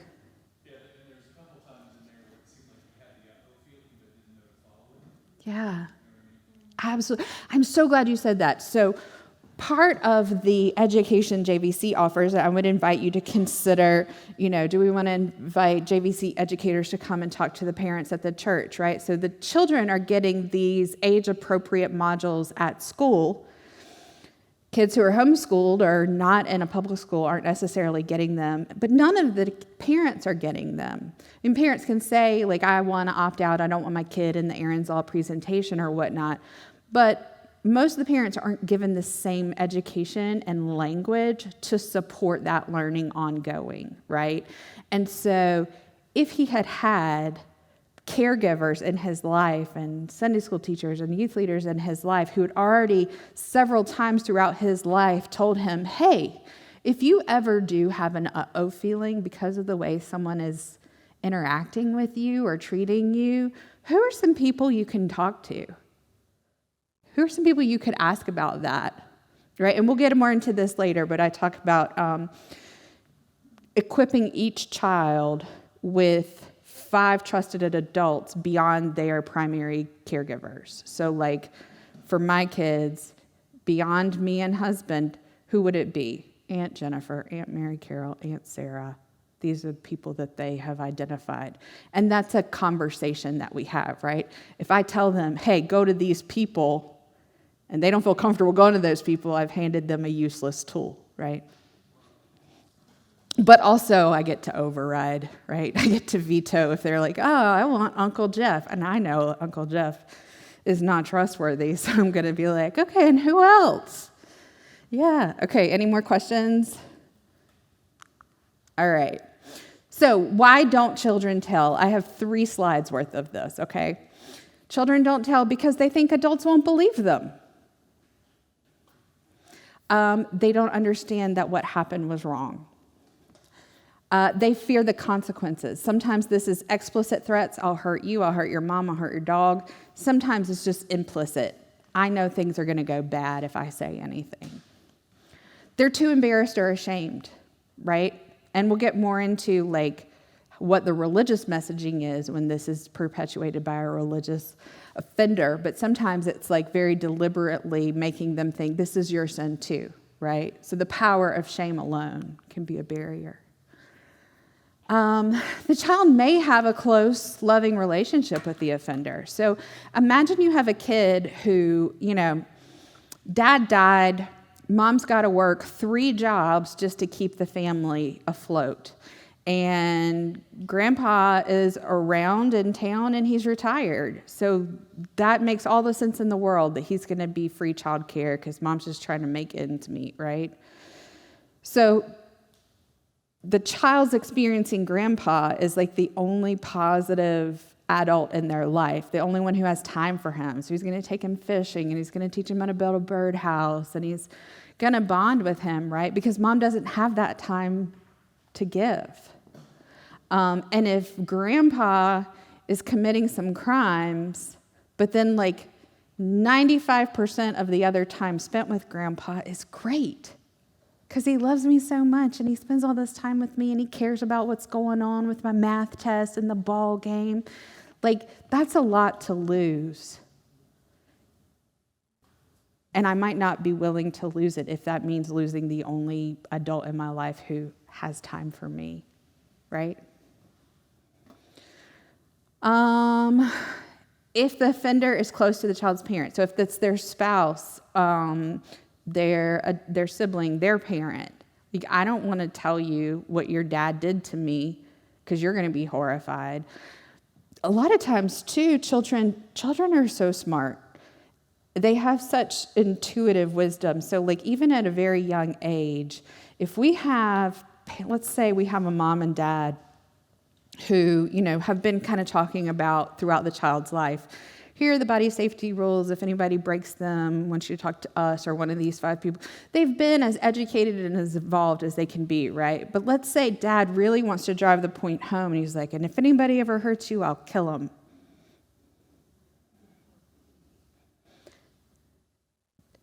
I've had this conversation with my own husband. I'm like, I understand what you're going for when you say this. However, the unintended consequences are a kid's never going to tell if they think telling will break mom's heart and then dad's going to murder someone and then he's going to be in jail and then where are we going to be, right? So think about also children are quite literal. And even if dad's like, I literally mean I'm going to go kill someone, like, okay, can you see how that would be a barrier to the child telling us what has happened? If the child's body has responded, because A lot of times, bodies will respond to sexual stimuli even when that sexual stimuli wasn't invited in, right? And so, especially if you think about our 7-year-old who was afraid he was pregnant, when you have kids with gaps in knowledge about bodies and sex and whatnot, then the way they make meaning about how their body responded to something might lead them to believe any number of erroneous truths, right? And many of those could be a barrier. Special given affection, we talked about that. Okay, so what can you do? This is I don't know if you can see, but that hand is made up of a bunch of different words. So our words have power, and the way we respond to children is very powerful, can be helpful or unhelpful. So if we ever have a time where a child actually says, Uncle Jimmy did XYZ to me, if you're internally horrified, fair. I honor that. I encourage you to honor that feeling too. And then fix your face and externally use as calm a voice as you can. Thank you for telling me that. Right? Because the way we initially respond to children telling us these things has so much power. Most of the time when children are making a disclosure, it's a tentative disclosure and it's a process. So they're not going to tell you from A to Z the very first time they start talking about it. There's going to be a little test balloon here or there. And they're gauging to see, are you safe with this information? Are you trustworthy with this information, right? And so if my first response was, he could never, that's going to shut that down. And they're not going to talk to me about it. And they might not talk about it to anybody for years, right? So even if, it's a very normal, natural human instinct. If you're hearing that someone you know and love, and maybe you've known for decades, has done this sort of crime, it's very normal for all of us to be like, oh, I can't believe that, right? But to a child's ears, I can't believe that is not helpful or supportive. So we want to be very intentional about responding anytime a child is telling us something like this. And we don't want to lie to the child either, right? So we don't want to say something like, okay, I'll make sure you never have to go back to them again. Like, we don't have any control over that, right? Because we're not law enforcement, we're not DSS, we're not the people who have control over that. But what we can say, truthfully, are things like, thank you for telling me that. I believe you is a very powerful statement. In fact, if you find yourself in a conversation with someone 50 or 80 years old, and they tell you something about their sexual assault survivorship, and you say to them, I believe you, in response to that, you're probably going to see tears. It is a very powerful statement, a life-giving statement. So to the child, you'll say, that's not your fault. I'm so sorry that happened to you. Thank you for telling me that. I believe you. Any number of these sorts of, I hear you, and I'm taking you seriously. And then we might say something like, I'm going to have to tell some other trusted adults who can help us with this. Right? And depending on their age and stage, you can give them more or less detail. Like, you don't necessarily want to say police to young ones, because then they might think, I'm in trouble. I'm going to get taken by the police, right? If you have an older teen, you can be a little more detailed in your explanation of like, so you're not in trouble, but we do need to call the police because they are the ones who are trained to investigate this. And you can talk about what it means to be a mandated reporter. That's more technical, clinical kind of legal jargon. But in the context of the church and church relationships, you can use language like, I need to be a good steward of the children in this ministry, right? And that means trying to do everything we can to keep you safe, trying to do everything we can to protect you, right? Any questions? So this is the actual statute. So I don't know if you can see that well. I can send you a copy of the slides if you want. You can also Google it, but the statute that lists out who actually are mandated reporters. So if you are a doctor, if you are an undertaker, if you're a foster parent, if you are clergy, if you're a school teacher or counselor, all of these professions mean that you're a mandated reporter. What is a mandated reporter? It means when I see something or I'm told something that leads me to believe, and that's the phrase, reason to believe, that a child is in danger, a child is being mistreated, then I need to make that call to law enforcement or DSS. Now, not everyone in the church is a mandated reporter. However, we encourage churches to train all who volunteer or get paid to work with minors to act in the capacity. This means if you are a Sunday school teacher, you're a volunteer Sunday school teacher, I want to train you to be a mandated reporter, but at the end of the day, if you fail to report something, they're not going to come show up with a warrant for your arrest. If I fail to report something, there will be a warrant for my arrest, right? So legally, that's the difference. But in terms of stewardship, we encourage all who work with children to be trained thusly and to be trained to make the call. Because if you're the one in the room who is told something explicitly or has seen something, then you might have some internal protocol of, I need to tell my supervisor, and that person needs to tell the senior pastor, and that's all fine and well. What we want to make sure, though, is that A, nothing falls through the cracks and everybody has assumed someone else has made the call. B, they're going to want to talk to you, the person who witnessed the thing or was told the thing. So if I'm just a nursery worker, volunteer, and I'm the one who has the report to make, maybe some form of leadership might want to come and sit with me and support me, but ultimately they're going to want to talk to me. Any questions about that? Okay. So when do I call who? Oh, mandated reporting. Here's your magic phrase, reason to believe. This doesn't mean you know without a shadow of a doubt. This doesn't mean that you couldn't be wrong because you're making a good faith report. This is not like Hatfields and McCoys just trying to get at each other. You're making a call because you've had enough uh-oh feelings activated or you've gotten a disclosure. If a child tells you, so-and-so did X, Y, and Z, and these things fall under what we've talked about as crimes, that's a disclosure. So that means you have a reason to believe, which means you have a reason to call, right? So who do I call when?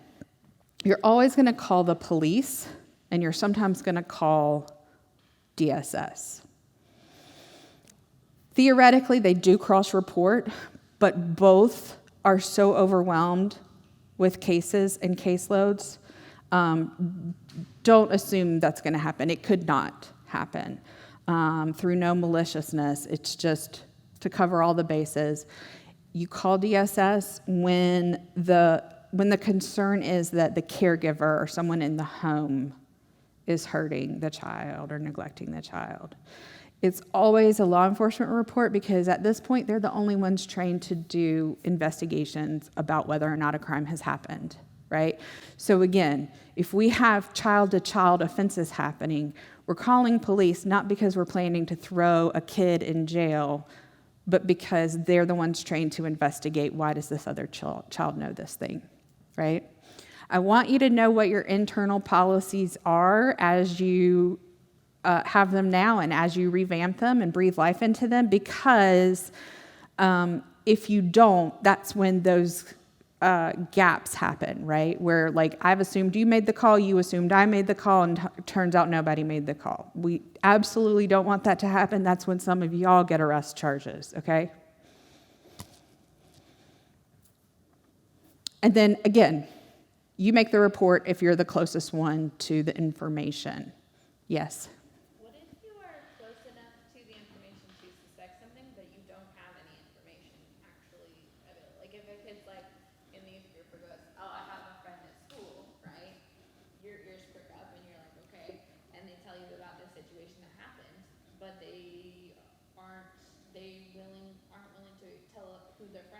Mm-hmm. right? Do you just share that much information? You, yes, you can do that. You can also, you can talk about contacting, if this is a friend at school, can we contact the school guidance counselor and say, Susie Q told me this, and I have a concern for this child's safety. I just want to put that on your radar, right?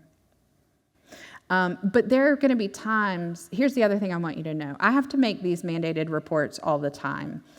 I do not always know the answer to every question that the person on the phone asks me. That's okay. You don't have to, right? And again, we don't want anyone at church interrogating a child. None of us have been trained to do these kinds of interviews, right? But you can share the information that you have. So if you have, let's say, Johnny's in the children's ministry, and he says that Grandpa sexually assaulted him, right?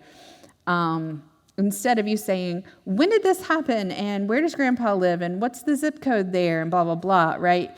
You can be like, oh, I'm so sorry, that shouldn't have happened to you, but thank you for telling me. This was recent, you can kind of add, again, minimal facts. It was last December when we were up there for Christmas. Okay, so that's enough information for law enforcement or DSS to contact parents and find out when did that happen, what the jurisdiction was, right? And then locally, right, if you have a kid who says, this is happening in my house, and you pull up in the church records that they live in Fountain Inn, then it's a Fountain Inn Police Department call versus Greenville County Sheriff's Office. It's where the crime happened. Yes? Did I hear you say every incident is 2 phone calls? No. Oh. Could you clarify? Yes. So it is always a phone call to law enforcement. It is sometimes a phone call to DSS. It's a call to DSS if the concern is a caregiver or someone in the home. So because DSS is going to offer certain kinds of investigation and opportunities for families to do whatever they need to do to stay together, keep the child safe, and law enforcement is going to be focused on investigating the crime. So you would call the And if you're not sure, law enforcement will tell, if you're like, hey, do I need to call DSS, they'll tell you. Absolutely. Or you can also call the Julie Valentine hotline. Who do I call? Law enforcement or DSS? And they'll tell you. So let's say we have mom and dad and 2 kids, and one of the kids tells you that dad is offending on her, right? That's going to be a law enforcement call because it's a crime, but it's also going to be a DSS call because dad is in the home. And that's important information because that's going to determine whether or not DSS comes within 2 hours or within 2 days, because they have their own thresholds for when they need to respond to something depending on how acute it is. Right? Does that answer your question? I feel like you're looking at me like I still don't know. No, I just understood it to be reversed, that you call DSS and they tell you whether you should file or call police. So it's brand new. Sorry. Yeah. No, always law enforcement, DSS when it's in the home, caregiver. Yes, sir. I have 3 teenagers in my house. They come home from school telling stories about what somebody told them that somebody else did. You know what I mean? Mm-hmm. And we always ask questions. There's a recent one where we asked some questions and got a sense that it was just a rumor, just a lie. Mm-hmm. And it came out a week later that it was a lie, like it was an attempt to get attention. Mm-hmm. But there's these kids are talking, they fly around stories all the time, and it's difficult to know sometimes what to do with that information.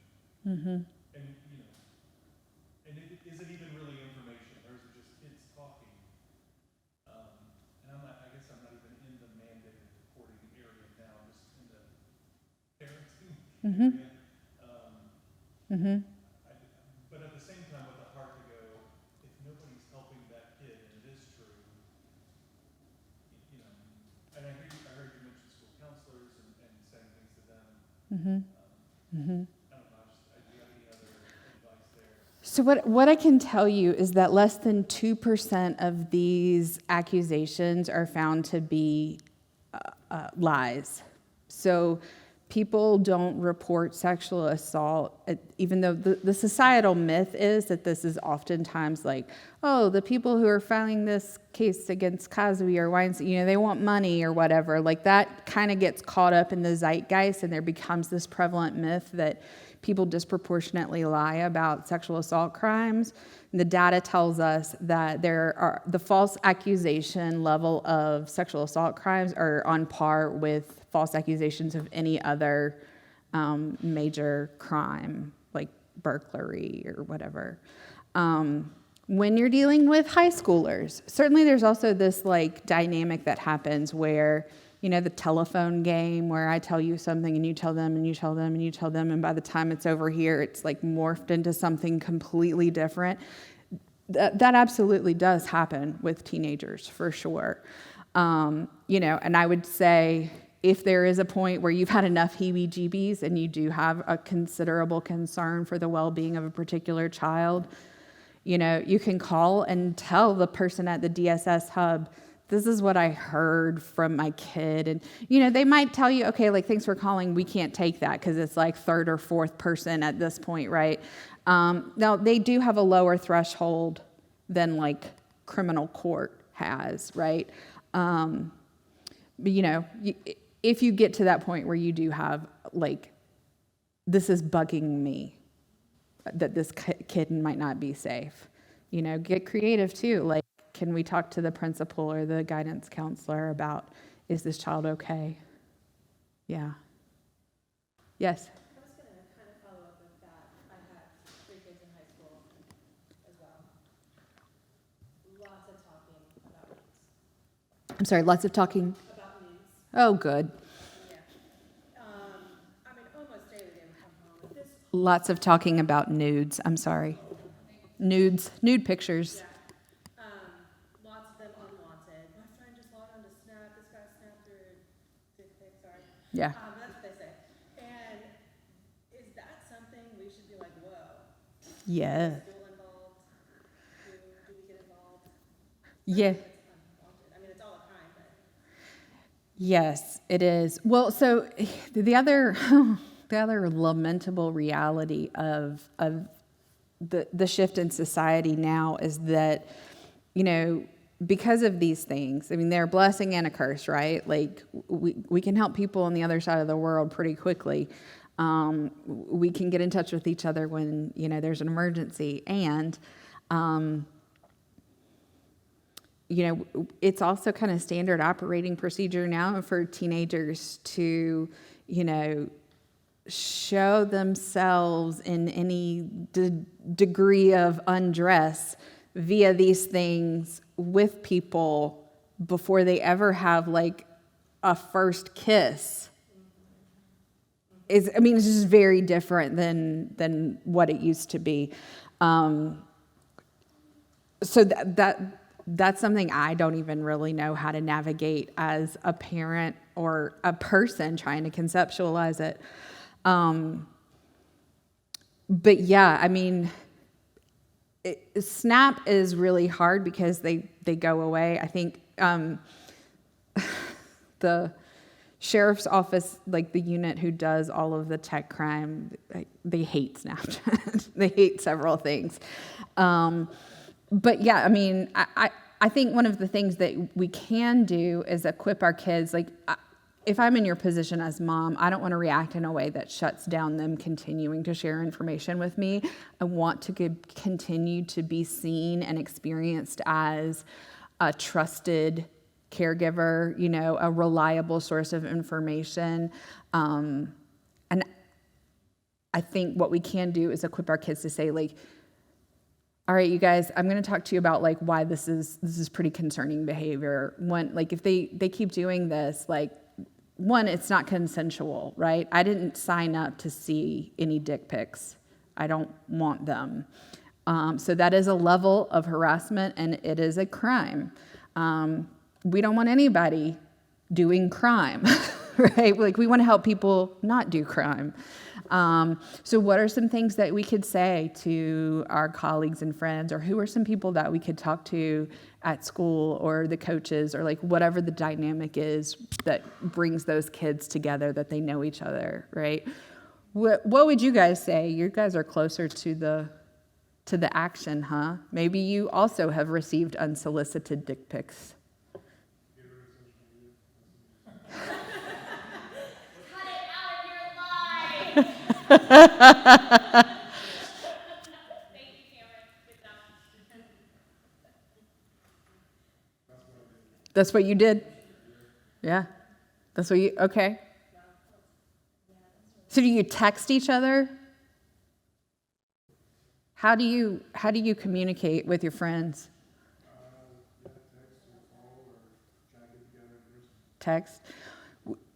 What about when the pics come through text? Have you had much experience with that? Mm.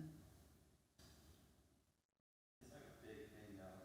Like I play football at Farmer, and so the majority of my teammates don't hold the same moral standard I do, but so it's just constant Mm-hmm. and normal and like expected, and especially in college, like I mean, Yeah, I guess you can do it legally at that point, so it's different. sure. But What was it like when you were in high school? yeah, high school was still pretty bad. I mean, like that's the thing about it. Like, this was so damaging. It's like, I guess with Snapchat they disappear, but a lot of people do save them or screenshot them and things like that. Oh, yeah. That creates its own issues, but yeah, I mean, and it's not always unsolicited. Like a lot of times, like I had like lots of friends with girls just sent it. You had no, like you didn't want it either. Like it can kind of go both Yeah, ways. absolutely. And so it's such a normal thing that if you, I mean, you could probably get like 85% of the guy that I played football with this stuff and send them for, like, I don't know, it's just like, Yeah, I think a lot of guys, like, I didn't know that stuff would have been illegal in high school, you know, it's just like the thing everybody was doing, like, I sure. didn't like that, I didn't want to participate in it, but it was also so normalized that Sure, yeah. telling people that. Can you do me a favor, though? I also want you to make sure everybody in college knows that there is no such thing as safe strangulation. Can you tell them that? That has also become standard operating procedure to strangle people during sex. And there's no safe way. Like, they're going to wet their pants, they're going to defecate on themselves, and then they're going to lose consciousness and pretty quickly die. And that has also become normalized. So would you please tell all of Furman, you can say the lady at Julie Valentine said there's no such thing as safe strangulation, right? There's not. I mean, once he tells them that you said it, it's just gonna go away. Excellent. I love this plan. I like your plan. Yeah. Let me just say one thing. So all of us have lots of contacts in this church. And so just know that on July 16th, that this is the workshop. How to teach parents about technology, what's going on. Ooh. July 16th, here in this room, 10:30. So all of y'all are sharing lots of concerns, that's great.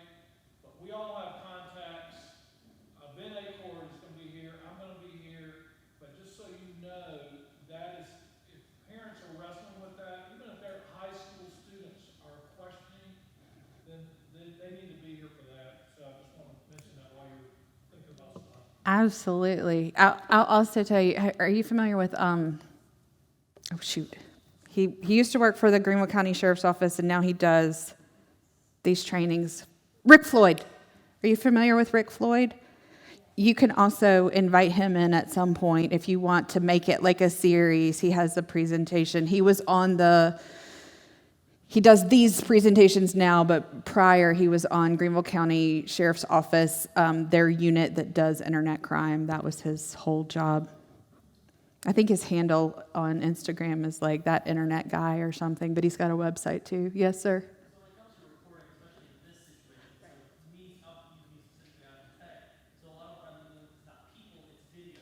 Ooh. If I, especially with mandated reporting, if I see something on a video that makes my upsets go like, ooh, that's not great, is it on me to go do that reporting, or is it on me to go find a mandated reporter and bring them into that situation? I want you to report. If you want to also bring on a colleague or mandated reporter to be like, can you sit with me? Can we do this together? Like, that's fine, but you're the one who saw the thing, so they're going to want to talk to you. You can also, if you're seeing things on tech, you can also call the NCMEC line. There's like a cyber safety tip line or something like that, and you can just entrust it to them too. Yes? So you're a mandated reporter here at church, and you're at home talking with your kids. Are you a mandated reporter at home? It's a good question. Here's how I do it. Yes. Yes. Because the way I show up in the world and sort of how I understand who I am and what I'm called to do, I'm a child advocate, whether anybody's paying me to or not, right? That's how I operate.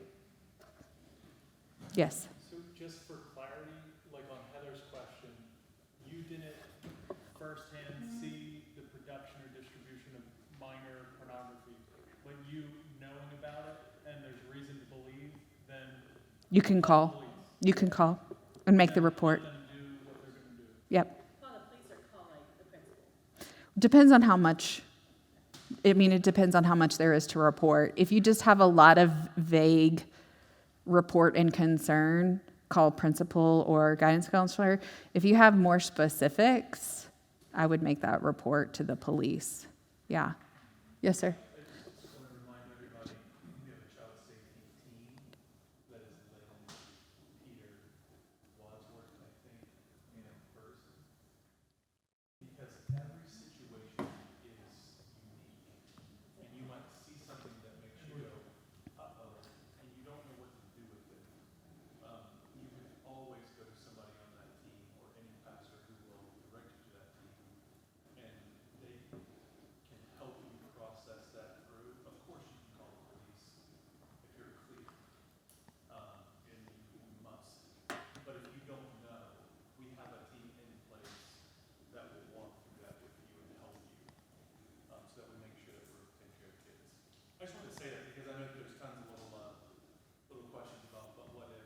Yeah. That actually is part of my question, is that like, do I go to that team if I see something on the video, or do I go straight to that kind of thing? So, Sorry, I'm on that team. yeah. Did I miss anybody else on the team? No, it's okay. Well, Becca technically is over the policy part of it. Becca Garber. With the interview. That's okay, it's fine. It was. She's over for you. It's just, it's just, I'm just over the children, it's fine. So for Tyler, what you would do is you do need to report, but you can talk to any of us about it first. So sometimes there'll even be a question, I'm like, you know what, I just want to run this by Lynn. I just want to her about it.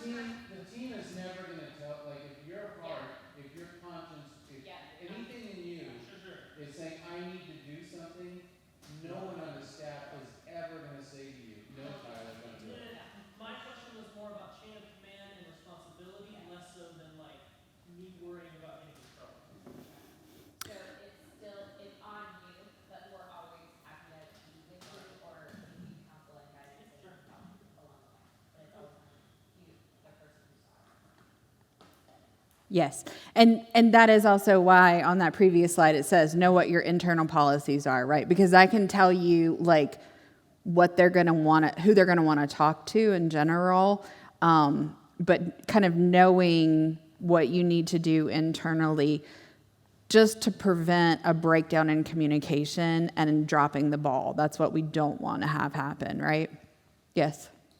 I think also that sort of that internal policy is a good twofold of your internal organizational, but also your internal, like that gut, that that you've been talking about. You know that ahead of time. Yeah. Because there are churches where you go to and they Shut it down. like, oh, we'll handle this internally, which is an absolute no-no. But I'm so glad you said that. That is a perfect transition to our next portion of our training. So this is another video. I don't know if it's going to start on its own, but what I... Do what? Okay, so this is going to last 7 minutes. Again, if you need to step out, that's fine, but we're going to hear about, we're going to hear from a clergy person who was accused of criminal sexual misconduct against a child.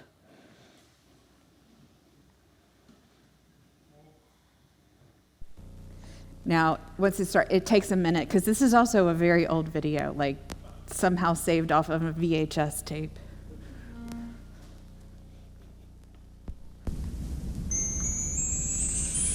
This interview is with Anna Salter, who wrote the book that I referenced.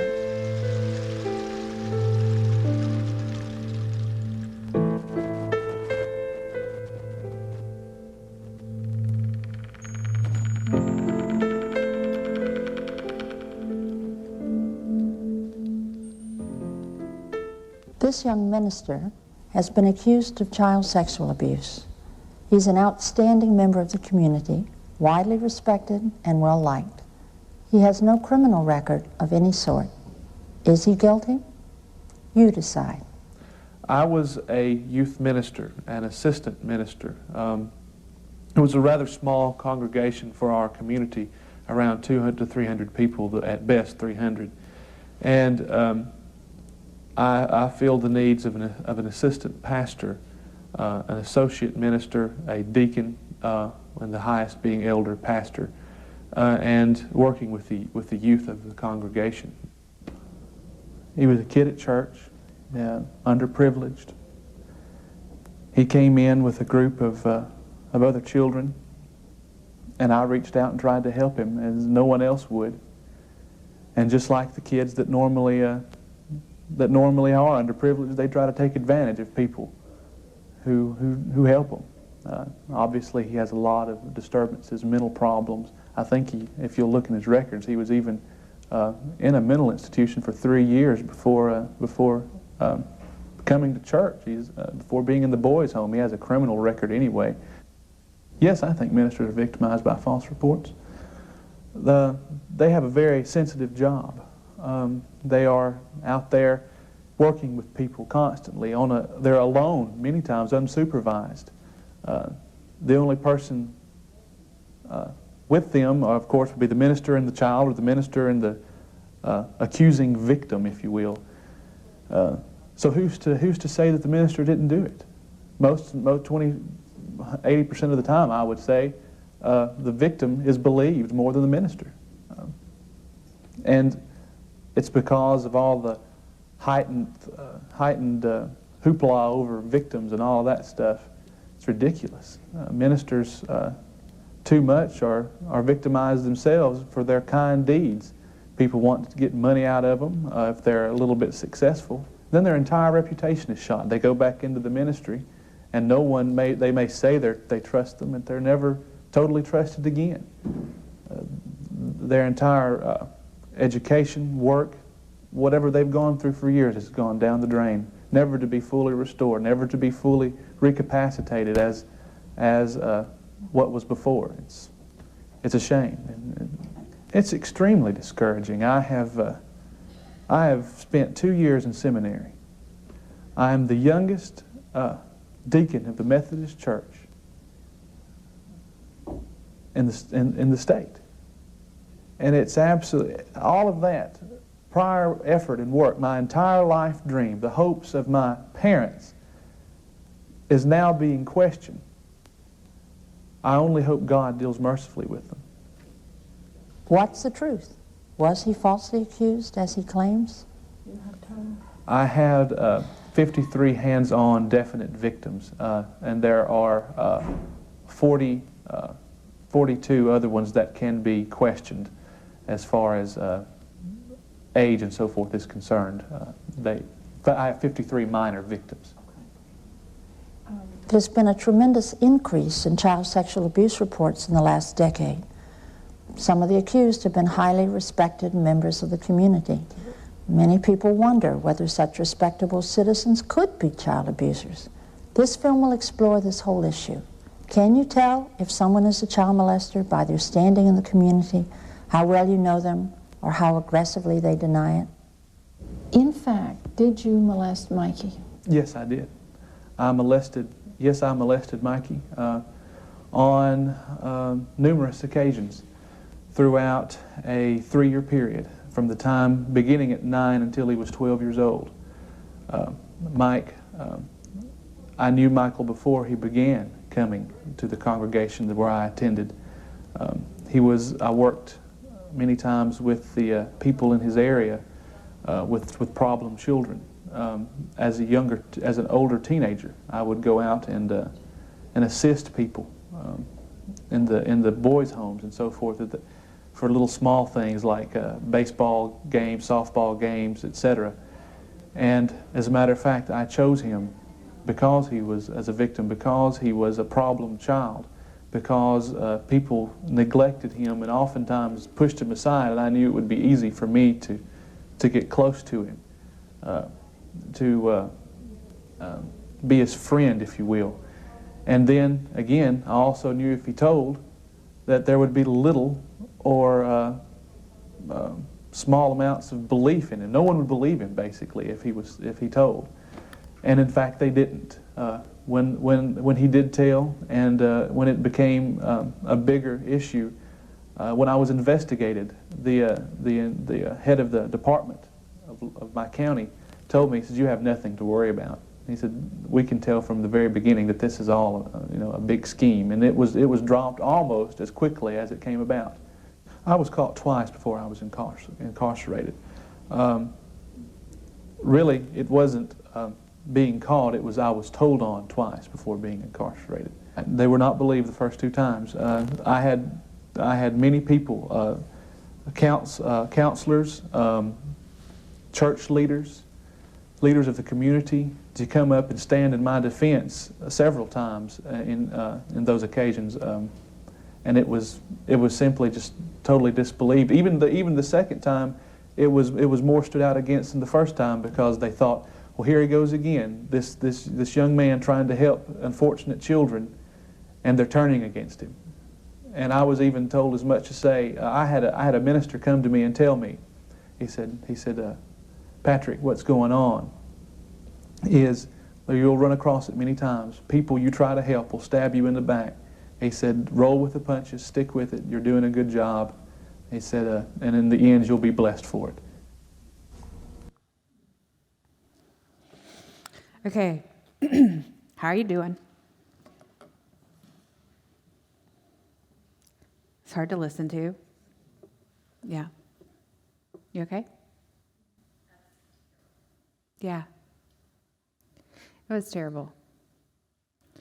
The number of victims that he had, and then also the particular way that he was manipulating his role and access to the faith community is pretty heinous too, which is one reason I show it to you. Because predators will target any place where children gather. And any place, particularly where children gather and spend the night somewhere, like a lock-in or a camp.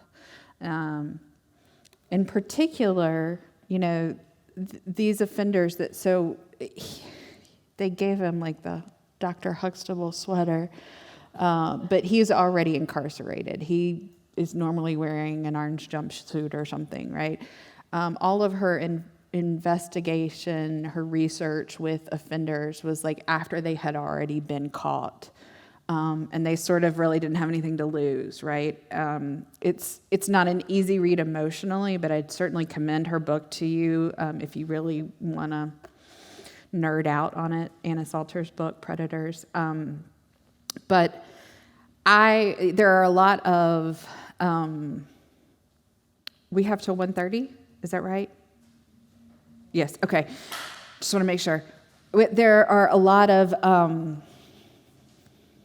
I derailed my own train of thought. I do that.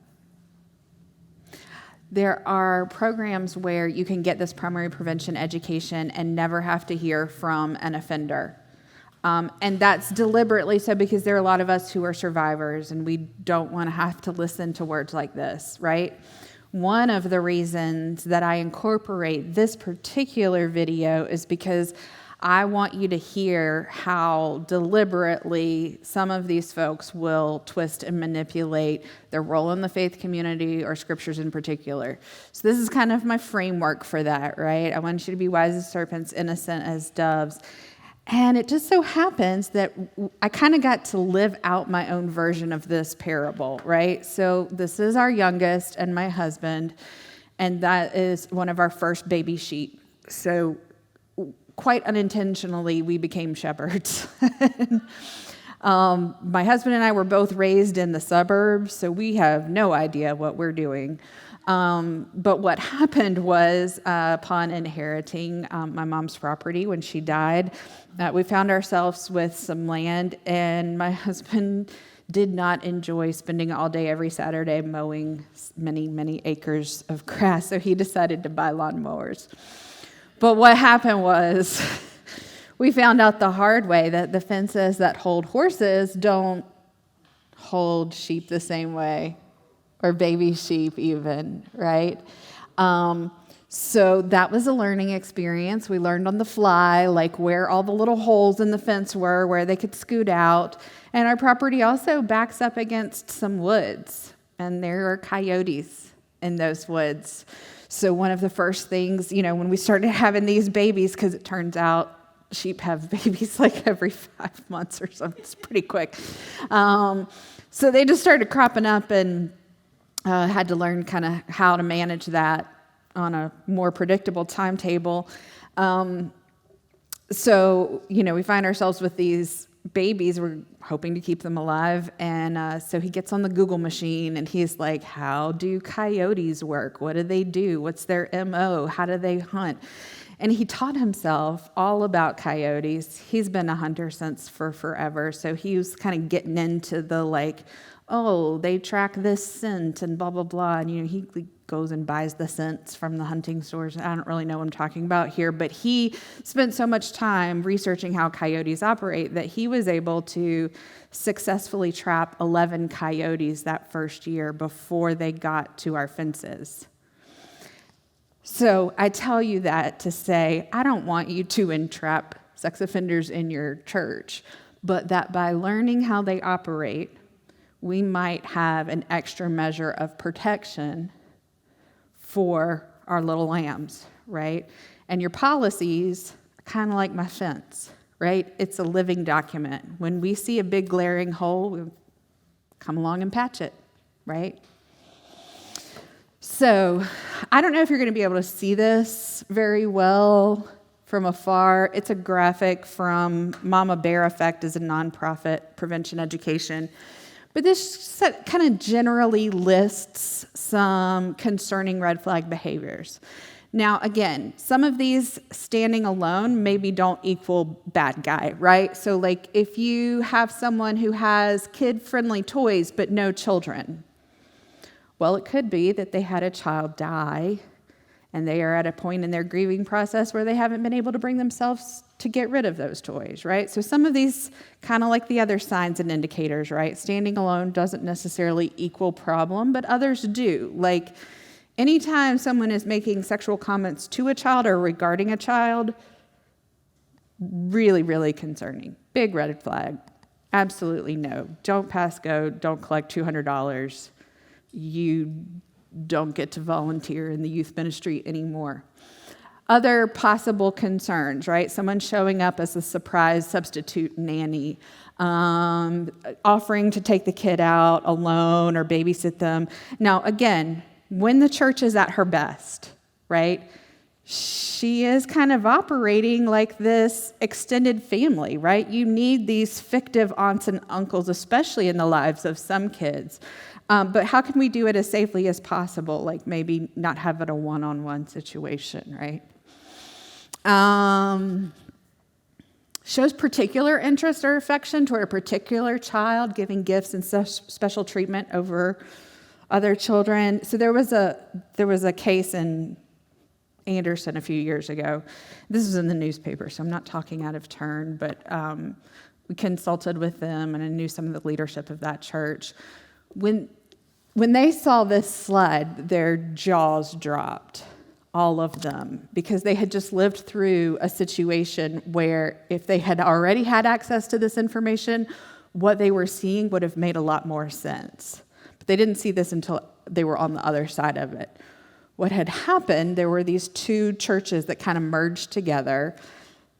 And in doing so, there was a guy in the one church who had always been sort of the de facto youth leader, right? So when they merged, this other youth leader was paid and on staff over the youth ministry. And, she didn't keep him at bay for any particular reason. It just kind of worked out that he didn't go on an unintentional 2-year probation, basically, right? That he was in it for the long haul. He had plans. And so when he did finally start gaining trust and going on these trips, he had this particular group of 6th grade boys that were like his crew. And they loved him, and he was very much like a fictive uncle kind of figure, right? Well, he was there for years, and by the time they were 18, 19, one of them finally felt the need to say something, felt empowered enough to say something. And he had always had like this small group of guys that got all of his attention, whereas the rest of the group didn't really get as much of him. But even within that small group, one of those boys in particular was like clearly the favorite. That one kid got a hunting rifle. He got a telescope. These are like thousands of dollars worth of gifts to that one particular child. What's up with that? Now, again, the staff are like, that's weird. But nobody had told them that could be a grooming red flag, right? That's really concerning, especially that kind of targeting, right? But then because he had taken them, it didn't end up being as much a problem for the church in terms of like legal liability, because he didn't offend on a church property or during a church-sponsored activity. But his access to them was cultivated through those church relationships, right? And that lent him a certain sort of trust and credence because he was this sort of long-term de facto youth leader guy. So when he would take them camping, just because that's what, fictive uncles or grandpas do, no one necessarily thought that the camping was problematic. But they learned over time kind of what else was going on. So again, when you start seeing some of these things in clusters and your heebie-jeebies, your uh-oh feelings are activated, please pay attention to that. And maybe even have conversations like, are your heebie-jeebies up about this? Because I feel some kind of way. I can't even name it yet, but I don't like the way it feels. That's not about gossiping. That's about checking in and saying, because we will sometimes gaslight ourselves too, right? No, I didn't see what I saw. Gavin DeBecker has written a number of books. We reference him all the time. He wrote a book called The Gift of Fear. He wrote another book called Protecting the Gift. I commend that to all parents of all ages, Protecting the Gift. And he's the one that we draw on when we talk about listening to your gut or listening to your uh-oh feelings, because his expertise in safety and security is teaching us that those are those are things that help you stay alive, right? So that he had an interview on Oprah once. I think you could Google it and find it on YouTube, where he's talking about a woman who had been raped but survived being murdered because she kind of listened and followed her intuition and her uh-oh feelings, and it kept her alive. So love his work. In particular, I like his comments here as it pertains to this conversation, because that Patrick guy that we watched, he seemed like a likable enough guy, right? Like if he had been saying different words, you probably would not have been thinking he's a bad guy. He's someone who likes to commit sex crimes on kids, right? It just seems nice enough. Because if I'm a prickly person, you're not going to let me have access to your kids, right? So I need to be pretty charismatic and pretty likable if I'm going to get access. And that goes a long way, right? Because ultimately it can mean getting through all of these barriers of police believing, communities believing, and juries acquitting. So now there are 5 main exploitations that we're going to go over, and then we will be wrapping up and ending. This work comes from Grace. Are you familiar with the nonprofit Grace, Godly Response to Abuse in a Christian Environment? So this is their work, and Boz was their initial executive director. This was part of one of his presentations. The 5 main ways that predators will exploit faith communities in particular include religious cover. If I'm the kind of person who's at the church every time the doors are open and I am saying yes to volunteering for every single thing, and I'm, showing up in the world and seem like the most holy, pious, religious person, then people are not going to necessarily think that I'm up to no good, right? So that can go a long way to covering up my shenanigans if that's the goal. We have research from, this is really tiny, so you might not be able to see it, but Ashuis and Smallbone are the last names of the researchers. Religious affiliations among adult sex offenders that found that hardcore offenders who maintained significant involvement with religious institutions had more sexual offense convictions, more victims, and younger victims than their secular colleagues, counterparts. So this is why I want as many church communities as possible to be as savvy as we can be about who might try to enter our sheepfold, right? Okay, so with religious access and then cover, I also gain access, right? Because even if I hang out like this other guy did and wait a couple of years till you trust me, if I still seem super nice, you're going to let me volunteer with the kids and the youth pretty soon. Exploitation of faith issues. So using sin to justify what I'm doing or using sin to silence the victim, right? So if I'm doing this sort of sin equalizing thing, then I can, especially as an adult, can pretty successfully confuse a child or a teenager that hey, well, we are all sinners, right? Right? I mean, that's something we affirm, right? We're all sinners. So I kind of use that to kind of level what I'm doing. It's, no more important than stepping on someone's toe. And then I can silence a victim if I'm saying, what's your sin too? You were participating. If I have confused you successfully that this wasn't also your idea, or it was in any way pleasurable to you, then I'm pretty good at manipulating. That's the point.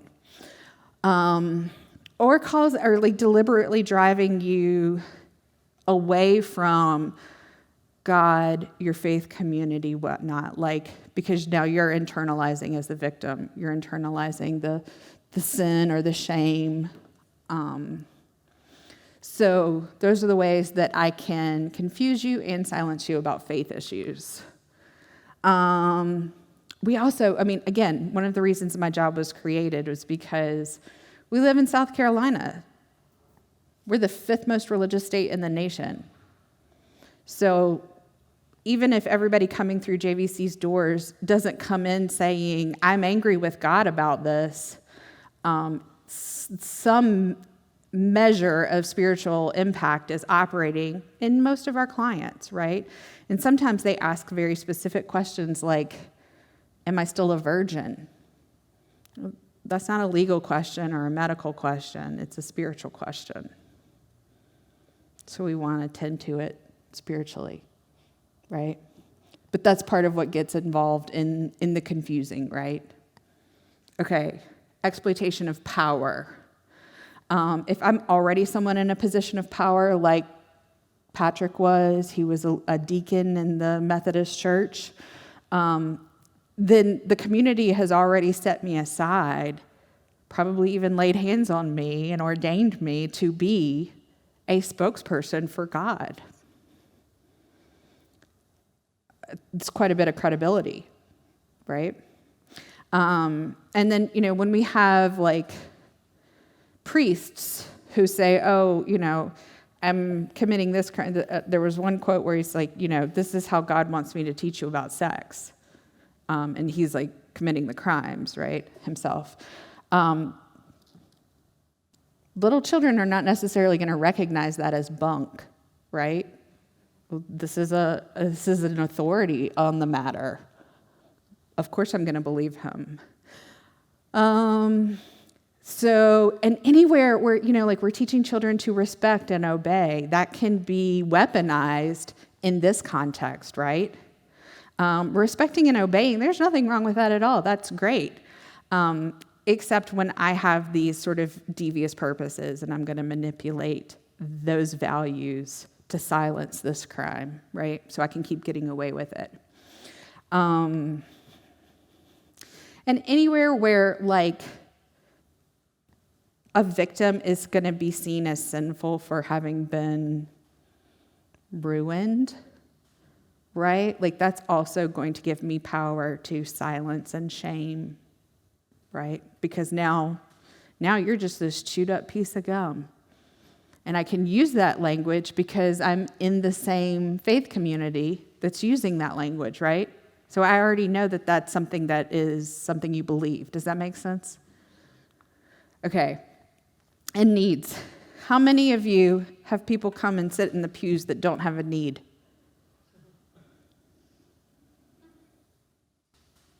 Right? Needs are something I can exploit if that's my goal.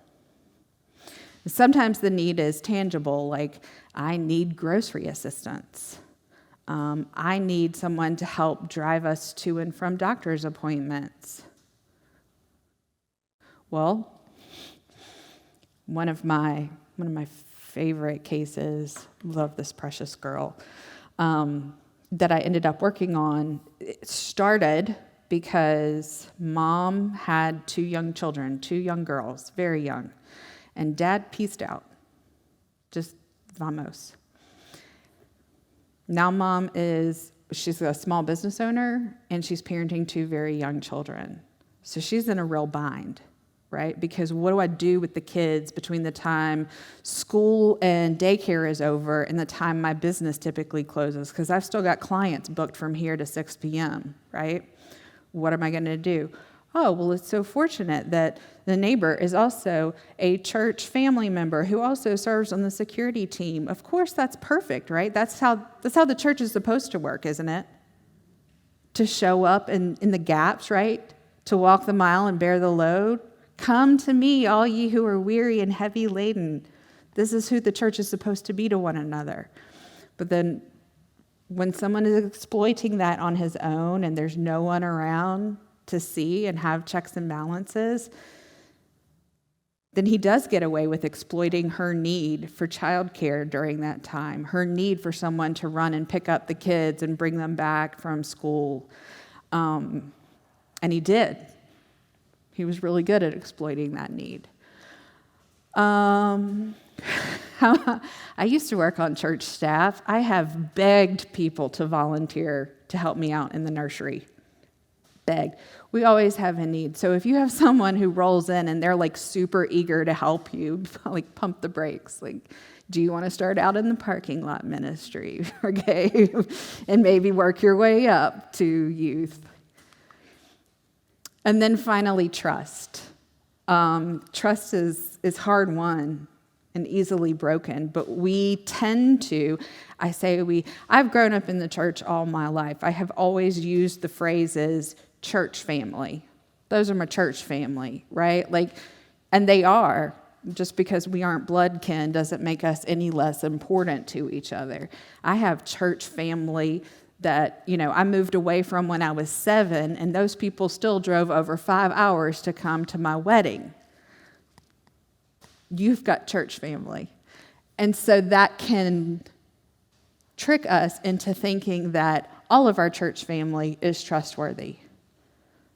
In fact, a lot of smaller churches will run afoul of those assumptions, like, oh, well, we're small enough, we all know each other. We all know, everybody's safe here, right?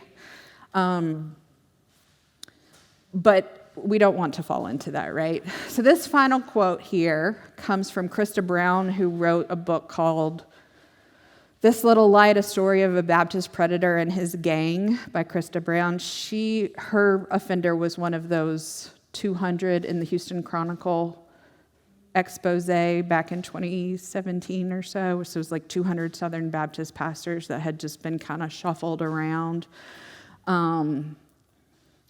She wrote, Eddie, that was her youth pastor, and she's talking about a time when she was a youth. Eddie always said that God had chosen me for something special. I guess I really wanted to believe that. Doesn't every kid want to think they're special? But besides, who was I to question a man of God? It wasn't my place. My role was to be submissive. Right? What a perfect confluence of things to manipulate and trick, right? So, that's all the bad news. Do you have any questions about the bad news? Do you want some good news? Yes, please. You are all ready. The church since Acts has already been a source of resilience factors and protective factors. We just didn't have the CDC language to name it, okay? But that's already how we've been showing up in the world. So the fact that you're even willing to sit through these trainings and have these conversations and have series where we're equipping caregivers, right? Like, those are already protective factors that you have engaged.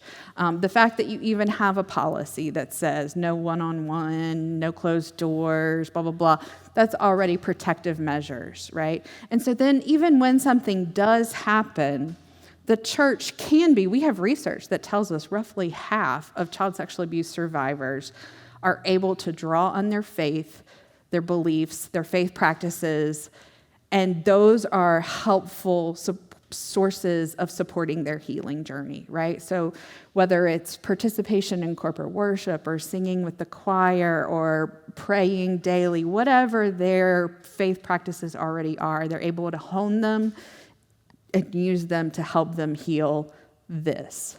Like we lived through, like my coping with my mom's death, right? Leaned into corporate worship, leaned into prayer. Those were sources of supporting me and helping me heal through that grief and loss. The church can be the same for sexual assault survivors. You already have these relationships with other people. Whether you know it or not, you might already be someone's trusted adult beyond their primary caregivers, right? Like if you have these kind of fictive nieces and nephews in your life that you do know what's going on with their lacrosse game or their math test or whatnot, stay dialed in. Yeah? I used to work as a children's minister, and I used to think that the most important thing for me in the Sunday school classroom was teaching them the story. Right? So that was my whole pedagogy, that I want them to know the stories of their faith at least as well as they know Spider-Man and Anna and Elsa. Right? So their ability to just sit down and tell you the entire canon of the Spider-Verse, Like, I want them to be able to have that kind of working knowledge with the stories of God and God's people, right? So they can draw on those as they live through things and develop and mature. Then I started this job, and I started sitting across the room from 40, 60, 80-year-old women who were crying to me and saying things like, why wasn't I worth God's protection? Why wasn't I worth her intervening and keeping me safe? Why did my pastor say this to me? And those experiences, so I still volunteer and teach 4th and 5th grade Sunday school, but it really shifted me from the most important thing I can do in the Sunday school hour is teach them one of the Bible stories to the most important thing I can do in the Sunday school hour is make sure they don't leave this time and space before going to worship or going home without me pouring messages of love and worth and belonging into them. Because those are sources of resilience. If I am one of the non-custodial adults in their life saying, you are so precious in God's sight. God loves you beyond measure. There is nothing you can do to lose God's love. You are wonderfully made. You are blessed and beloved. I want them to take that out of the room and hopefully come back and get it again next week. You're already set up to do that work. You might already be doing exactly some of this work. Know that what you're already doing is offering protection and resilience. And then whatever you decide to do more deliberately, theologically, policy-wise, is going to add to that protective factor and the resilience factors. So thank you for your time. Thank you for listening to all of this. I already told you about the 5 trusted adults. If you remember nothing else that I've said all day, I want you to remember 2 things. 1, the phrase, reason to believe, not reason to know for sure. Reason to believe. 2, why are we doing this? Because we're following in the way of this dude. Right? Do you have any other questions for me? Yes. There were 2 things that came to mind, and you may have heard them. But one, that not all offenders are registered. Oh. Kind of like a big myth, and then not all offenders are male. That's right.